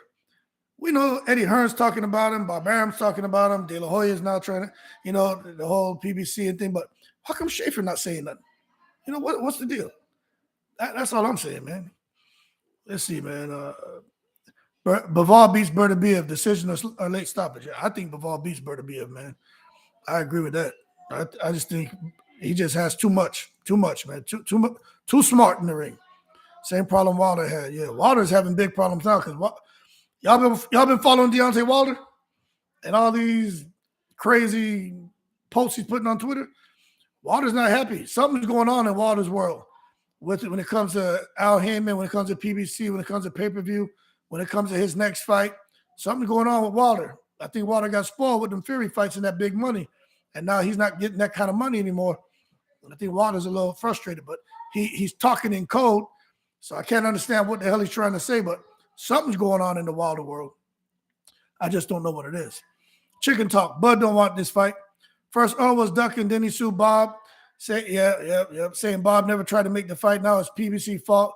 Bob been saying for years the fight will never happen. Believe him.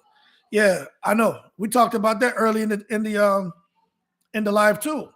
You can't have a guy, both of them, talking like they don't care if they get the fight or not.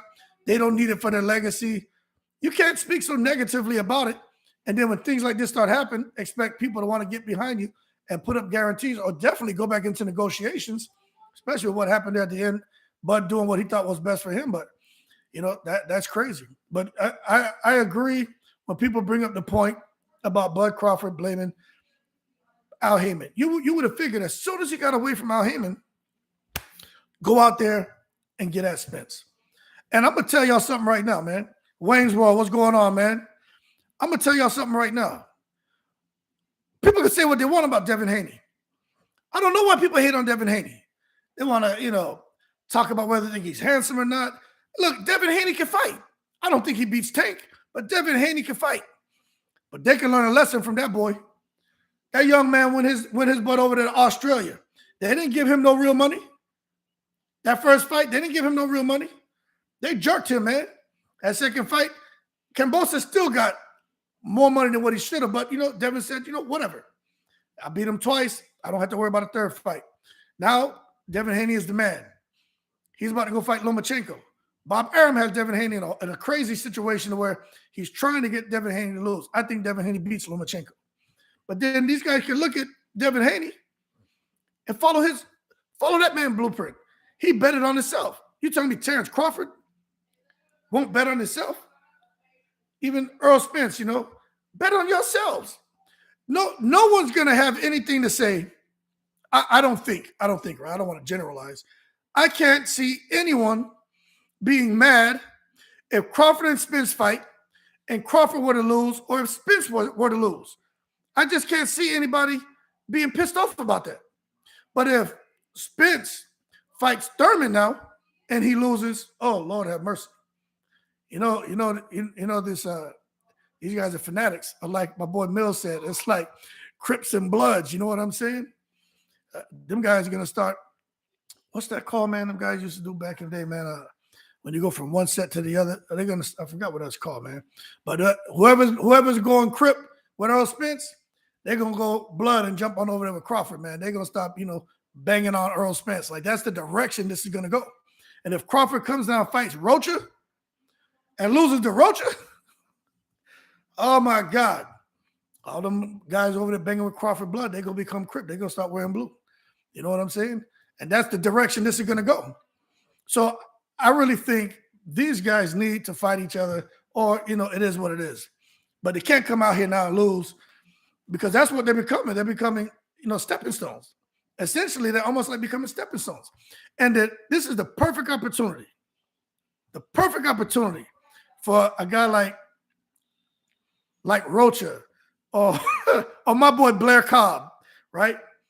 To get their hands on one of those guys who are frustrated, who really don't want to be there anymore in that weight division, and catch them not focused and clip them.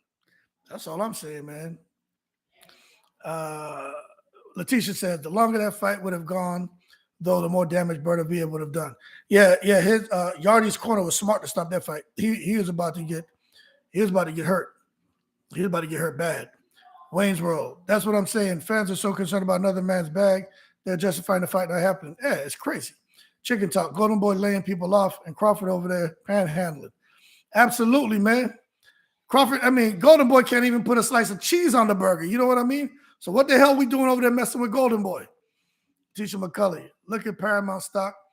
It has been showing that for 2 years. Show will be done this year. Yeah, I saw some stuff on that today. I think Mills posted it. Yeah, I saw that. Paramount.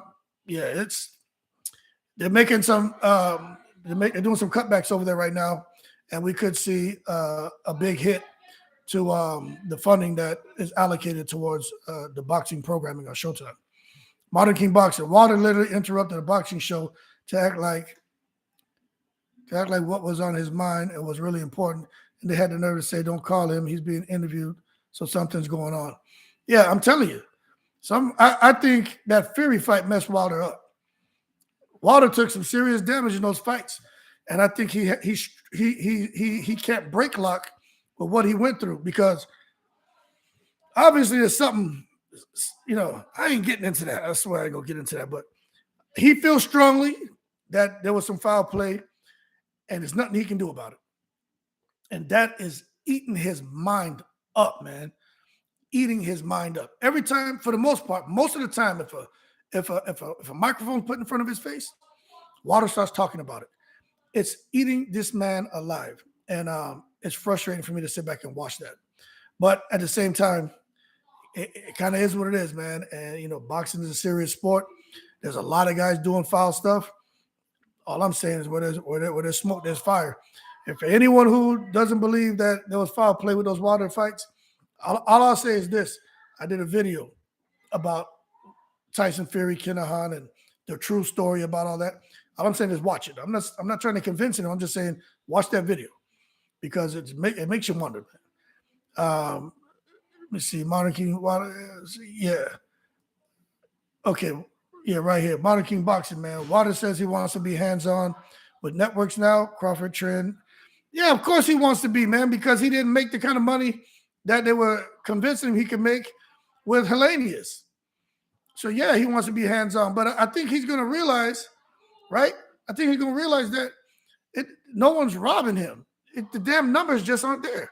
So Deontay Wilder needs to get him some tight pants, them big funny shirts with the ruffles, probably some penny loafers or something.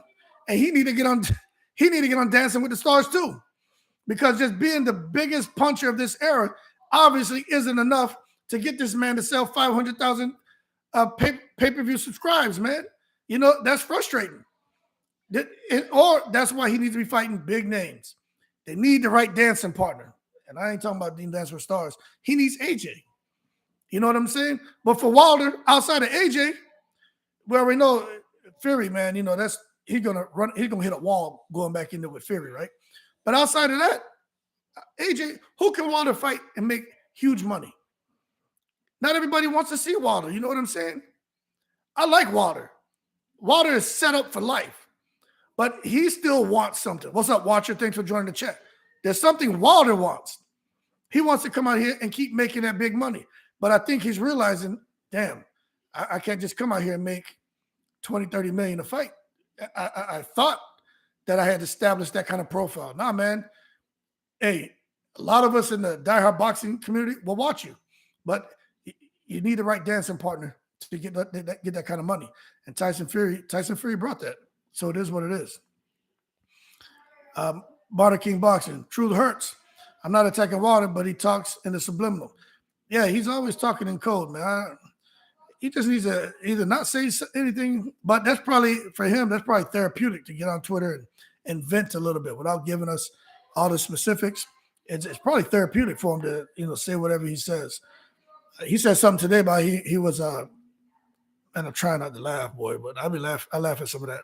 Some of being in his mother's womb and being the chosen one, and since he was in the womb and all kind of stuff, man.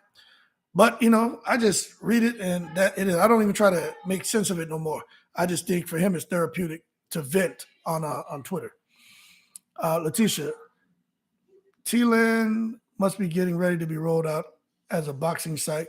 You know how many boxers now go there on vacation? Oh, Thailand. Well, yeah, I know what's going on out there in Thailand. They better be careful. They get their hands on the wrong thing out there. Some looking like a woman, but it's a boy. They better be careful in Thailand. But I know Thailand is very cheap. They have a very nice culture, a lot of things to do.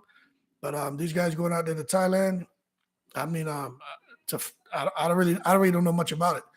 Every guy I know who goes out to Thailand, they're looking to get a different type of cardio going on. You know what I'm saying? Modern King Boxing, Crawford ain't losing to Rocha. Let's see it. Yeah, I don't think so much, man. I always say this, I think you guys would agree. I don't think Rocha, after watching Rocha this past weekend, I don't think he beats Crawford at all. But you just never know, man, what shows up on fight night. You know what I'm saying? You just never know. But I am going to be paying attention because to me, I like Crawford. I do, man. But I just don't like what I saw in that Evander fight. But I understand what Mills and Chicken Hawk and everybody else was trying to tell me. Crawford was just kind of, having fun in there and a kind of a sparring match, a glorified sparring match, and just trying different things that maybe he'd have to work on in like a Spence fight. So that makes sense too, because you could tell Crawford wasn't worried about anything in that fight. MD Mills, because Crawford isn't a go along to get along guy. Absolutely not. Absolutely not. Come here, little man. Absolutely not. What's up? You want to stay in here with me? Come on, pull up a chair. My little man just came in here. Come on. You're not used to daddy being busy. Come here. You want to sit right here? Go ahead. You want to say hi? No. No? Come here. Let everybody see who you are. Say hi. There you go. No. That's my baby right there. But yeah, Crawford is definitely not a guy to go along to get along at all. And, look at what that man's been through. I know y'all know the history, Crawford getting shot in the head and everything and growing up, kind of rough. You can't blame him for kind of always having his quills out. You know what I'm saying? But that just doesn't cross over to a professional setting at all. Let me see what we got here. Because Crawford should take Rocha and go fight in Wembley. Yeah, that would be good, man. I think Crawford would do really good over there fighting in the UK, but he needs the right dance partner. I think Josh Taylor and Crawford will make a good fight. I know there were talks of that, but Taylor has some things that he has to do with this guy Catterall, but that would be a good fight. And Taylor has the height, the reach, the boxing IQ, and everything to make the fight interesting. I think that would be a good matchup. That would sell international as well. Yeah, I think so. No doubt about that. Let me see. Okay, Chicken Talk. Showtime Boxing is good. They were talking about shows, not boxing. Boxing is a revenue generator, self-sufficient. Okay, thanks for clearing that up, Chicken Talk. MD Mills, Wilder isn't the same. I wouldn't be surprised if Ruiz lands one of those borderline behind the head punches and drops him. Yeah, because we know Wilder was getting hit. He was getting hit like right here, right? Right here, this part. Every time he got touched with that shot, man, from Fury, he couldn't handle it, man. So it's right in here. There's something about getting hit right there on Wilder. It messes him up. It's like for some fighters, if they get hit, there's somebody who I watch. If he gets Anthony Joshua. If you catch Anthony Joshua up here on the top of the head, it's over for Anthony Joshua, man. His equilibrium goes. You know what I'm saying? He can't handle taking them kind of shots. Let me see. Wilder's not the same. Letitia, Wilder's not the same at all. He needs to get his money owed from PBC and retire. Yep. Watcher, I know how you feel about Wilder, man. You're like, hey, Wilder doesn't need to do anything. Wilder's good. I know you like Wilder. I agree with you. He doesn't need anything, but he has some desires, man. And as a result, hey, he may go on. I don't know, man, what all he's trying to do, but I hope he doesn't end up like a Derek Chisora. That's all I'm saying. Fighting longer than what you really need to. It doesn't make sense. Chicken Talk says, meanwhile, Golden Boy is on a month-to-month contract with DAZN and laying off workers. DAZN has 2 U.S. shows on the calendar and 1 possible. DAZN gave Misfit. Yep, I know. Absolutely. We talked about that too before y'all came on. About DAZN, Eddie Hearn, this whole Misfits thing, about how years ago they recognized those guys could sell $1 million in pay-per-view sales, all of that. And that was something that my boy Mills was saying where maybe De La Hoya is trying to use Crawford as leverage to maybe go back into an extension or, I don't know, some kind of deal with DAZN, because having a guy like Crawford would help Golden Boy tremendously. I just don't think it's going to matter at this point because Terrence Crawford doesn't equal huge pay-per-view numbers. You look at when they took on Canelo. We already know about AJ, even Triple G. At the time, those guys were putting up huge pay-per-view numbers. Crawford's not there. Letitia, they were talking about boxing. Time will tell.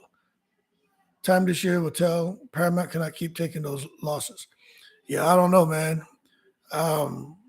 But I guess we'll find out I don't know. But I guess we'll find out. But if they're going to make some cuts somewhere, I mean, I don't know. I know for me, when we took a look, now remember, I'm retired, but there was a time when I was out there working and I was dealing with one sliver of all the damn responsibility put on me was the human resource element. And we were looking to make cutbacks because everybody equated to a certain dollar point. I mean, they would sit there and cut positions.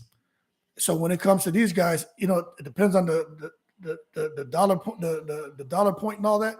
I don't know how boxing plays into all that and where they're going to look to cut back first. But sometimes, you know, maybe it could be boxing. I don't know. I don't know enough about it to speak intelligently. So I'm gonna just leave it to you guys to kind of advise me, and I'll do my due diligence and kind of look into it. Mrs. Boxing is a complete insult to boxers who do the pain and graft to succeed. I don't know about that. You seen Salt Poppy? You seen the shape those guys are getting into? Even KSI. Okay, yeah, they're not in there floating like a butterfly and stinging like a bee, but they're getting in shape. And there's some skill showing up in the ring. So they're putting the work in. Some of those guys, obviously, they got some work to do, but some of those guys are really making an effort. And right now, this is an opportunity for them to make as much money as they can.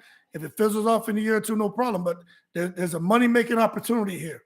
And that's why DAZN and Eddie Hearn and those guys are all over it, especially because, you know, you got KSI and Jake Paul and Logan Paul and all those guys behind it. So they're smart to be behind those guys because it's growing into something that I don't think they really expected. It may get bigger than what they wanted it to get.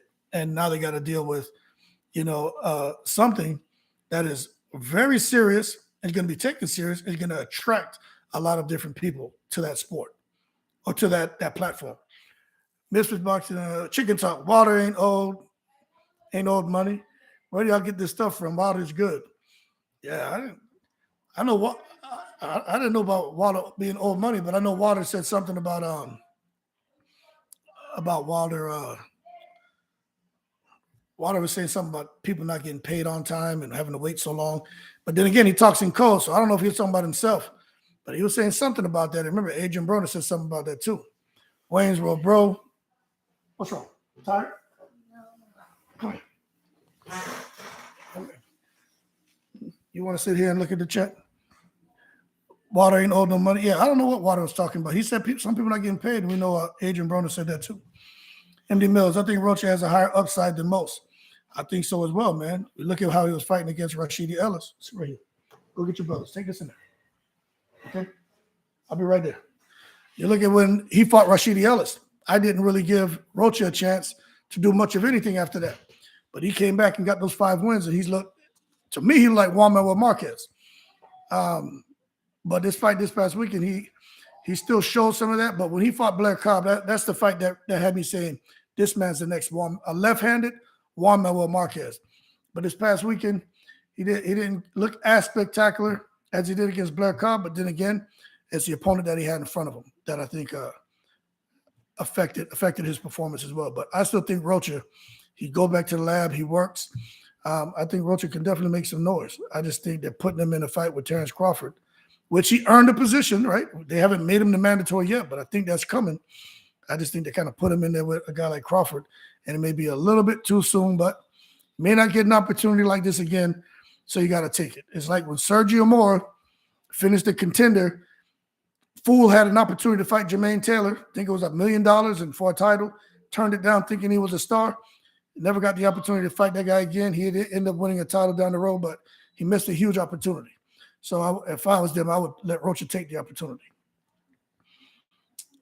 Modern King Boxing.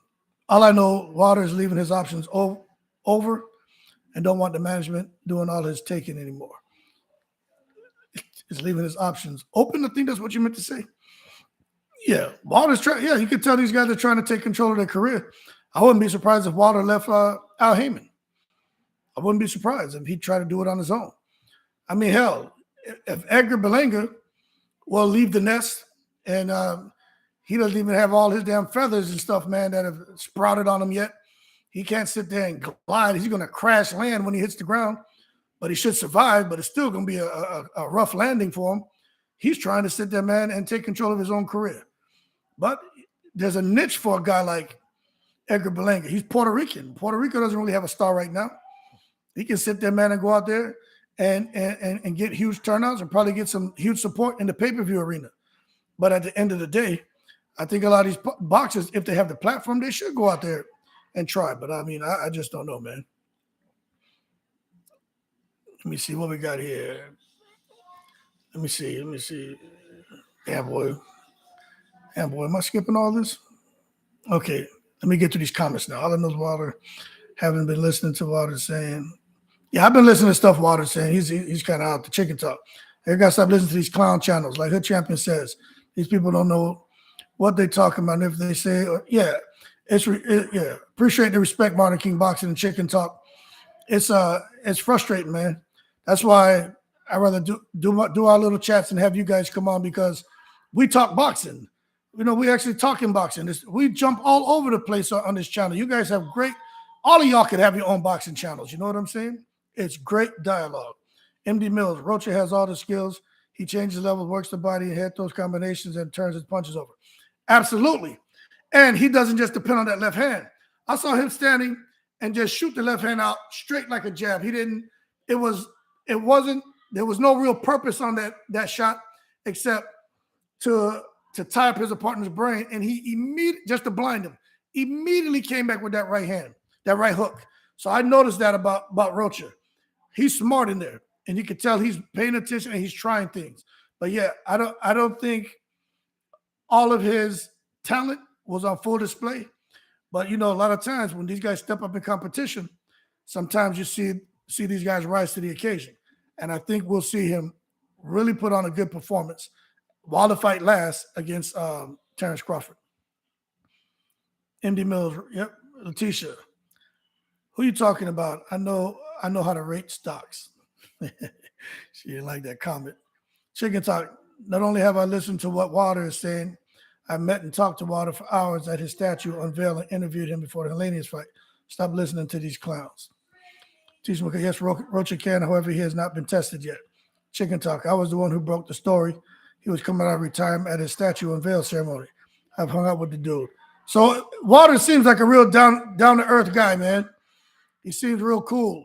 But maybe you can help us to understand what's his kind of line of thinking and try to make sense of some of the tweets he puts out.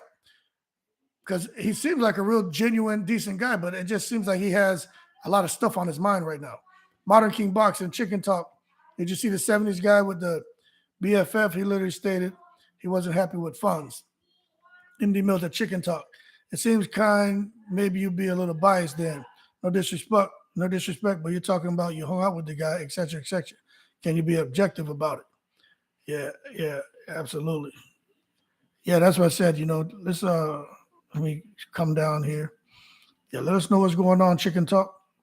Because I think we all like Wilder, but we're just trying to understand what's going on with him. Because he's saying things that makes you feel that he's not happy with. He's just not in a happy space right now, although he says he is. I'm not tripping. I hear what I hear. Chicken Talk. I'm not biased. I'm informed. Why would I need to listen to these other people when I can pick up the phone and call myself? Okay, you got that connection. That's great, man. Atisha McCullough, you must not have talked with Wilder about money. Modern King, yep. MD Mills, Jake Paul versus Earl Spence at a catchweight, baby. I'm telling you, that fight would do big numbers since it's all about the pay-per-view. Hell yeah, it will, man. Tisha's laughing. Modern King, Jake's gonna duck him. Jake Paul's the duck now. Oh my God, y'all gonna make me fall out this damn chair. I'd buy that. Yeah, hell yeah, we'd buy that and watch it. I don't care what no one says. We'd be watching that fight. MD Mills, yeah, all right. Chicken Talk. Waters with Shelly Finkel. Finkel make Waters deal, not Al. Okay. Shelly Finkel is one of the, Shelly Finkel been around, and I don't hear anyone say anything bad about him. Only Eddie Hearn was trying to make fun of Shelly Finkel. MD Mills, yeah, he knocked Ashley out with the right hook. Yeah, he hit him with that shot, man. It was crazy. Supposedly him and Bud sparred some years ago. Right. Well, I'd like to see how that went, but sparring is not a tell-all about how a real fight would go. But that being said, man, I'm gonna go ahead and jump off. I got 5 minutes if y'all want to talk about anything else. My little man is tired, so I'm gonna go chill with him. My other 3 sons are playing on the damn Oculus. Y'all probably hear him in the background. But before we go, man, I just want to tell y'all I appreciate everything. It means a lot to have you guys jump on. I'm gonna try to do a power hour every day from like 11:30 to like 1:30, man.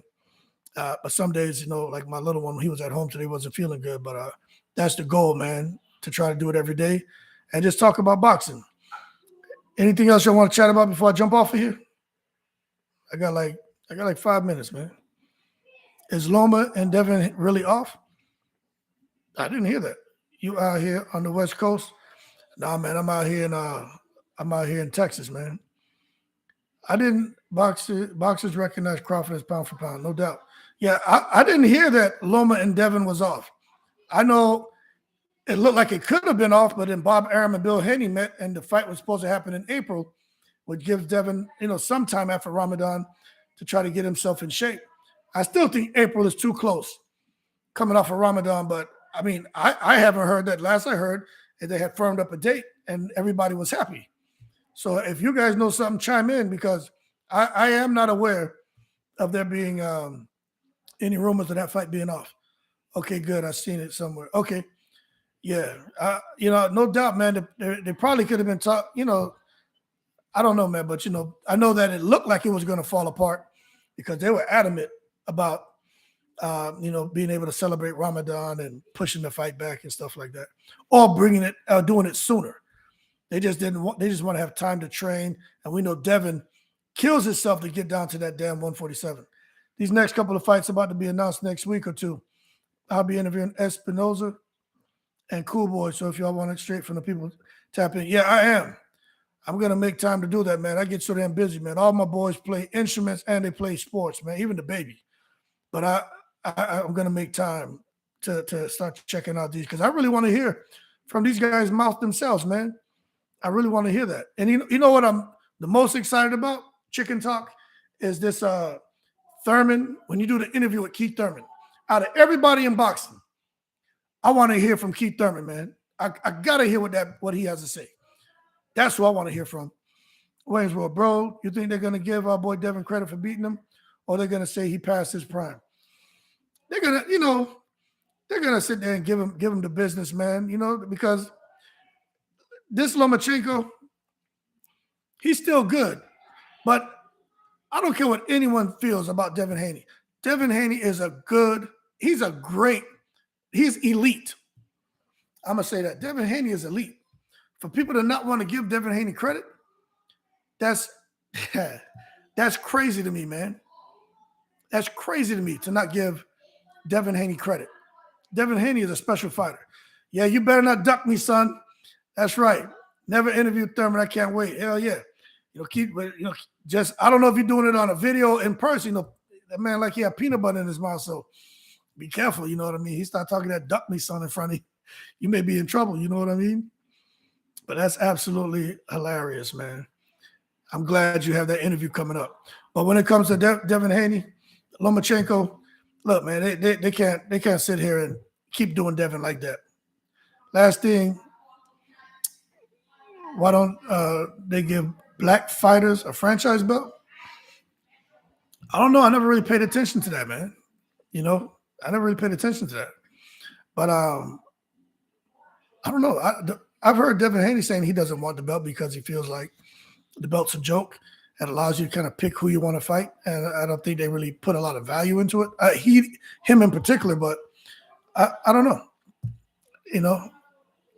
I'd have to go back and take a look to see what the fighters have actually said and see who's being offered that fight, offered those belts, and to see if the data shows that black fighters aren't being offered the belt like other non-black fighters. Chicken talk. I don't know nothing about Haney versus Loma being off. Yeah, that's right. My little man took my phone. I got a little delay over here, but it's all good. Boxing is narrative driven now. It's not really about what you do in the ring and your accomplishments anymore. You have to be in good with media, etc. Absolutely. I'm telling you, man, you got to get out there. How you treat people. You got to expand your brand. Get on that Dancing with the Stars. Things you got to do. All right. Anything else before I jump off, man? I appreciate the chat, man. Everything's been good. Bill Haney was on TBV early. He didn't say it was off, but that Loma was asking for more money. Oh, okay. That's crazy. But Loma knows what he's up against. Yep, fans and content. Yep, fans want content and access. Absolutely. Yeah, man, I'm not surprised that Loma wants more money. Loma knows. He stood next to Devin Haney and freaked out like he had just met Godzilla.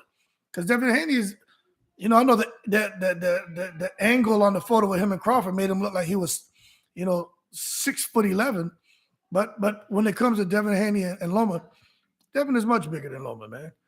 So yeah, Loma, he probably does know that he's in a real fight, and it's not going to be as easy to use those angles and close the distance on a guy like Devin, who's good at taking a half a step back, getting under your punch, turning you around, and countering you.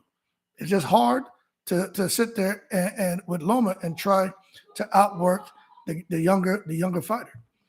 Loma want heavyweight money for fighting a light. Yeah, I know he wanted heavyweight money for fighting a little lightweight guy. She says, how much more money? I'm sure Loma wants some millions, man. Because I'm sure Haney is getting some good money. After what he went through with what's his name, Kambosos, and the type of money he made in those two fights, I'm sure Devin Haney's not getting paid $2-3 million. I'm sure he's getting paid big money as the undisputed. So we'll see. But all right, man, I'm gonna end this stream. Appreciate everybody's support, man. And I'll be trying to get on here tomorrow because I'll be home by myself, man, and get on live about 11:30. But I'll put the video out tonight announcing what time I'm gonna go live. That way, you guys, if you want, you can jump on, and we can continue talking boxing. Y'all keep cool. Shout out to the veterans, all 7 continents. As always, appreciate your support, and I'm in the breeze.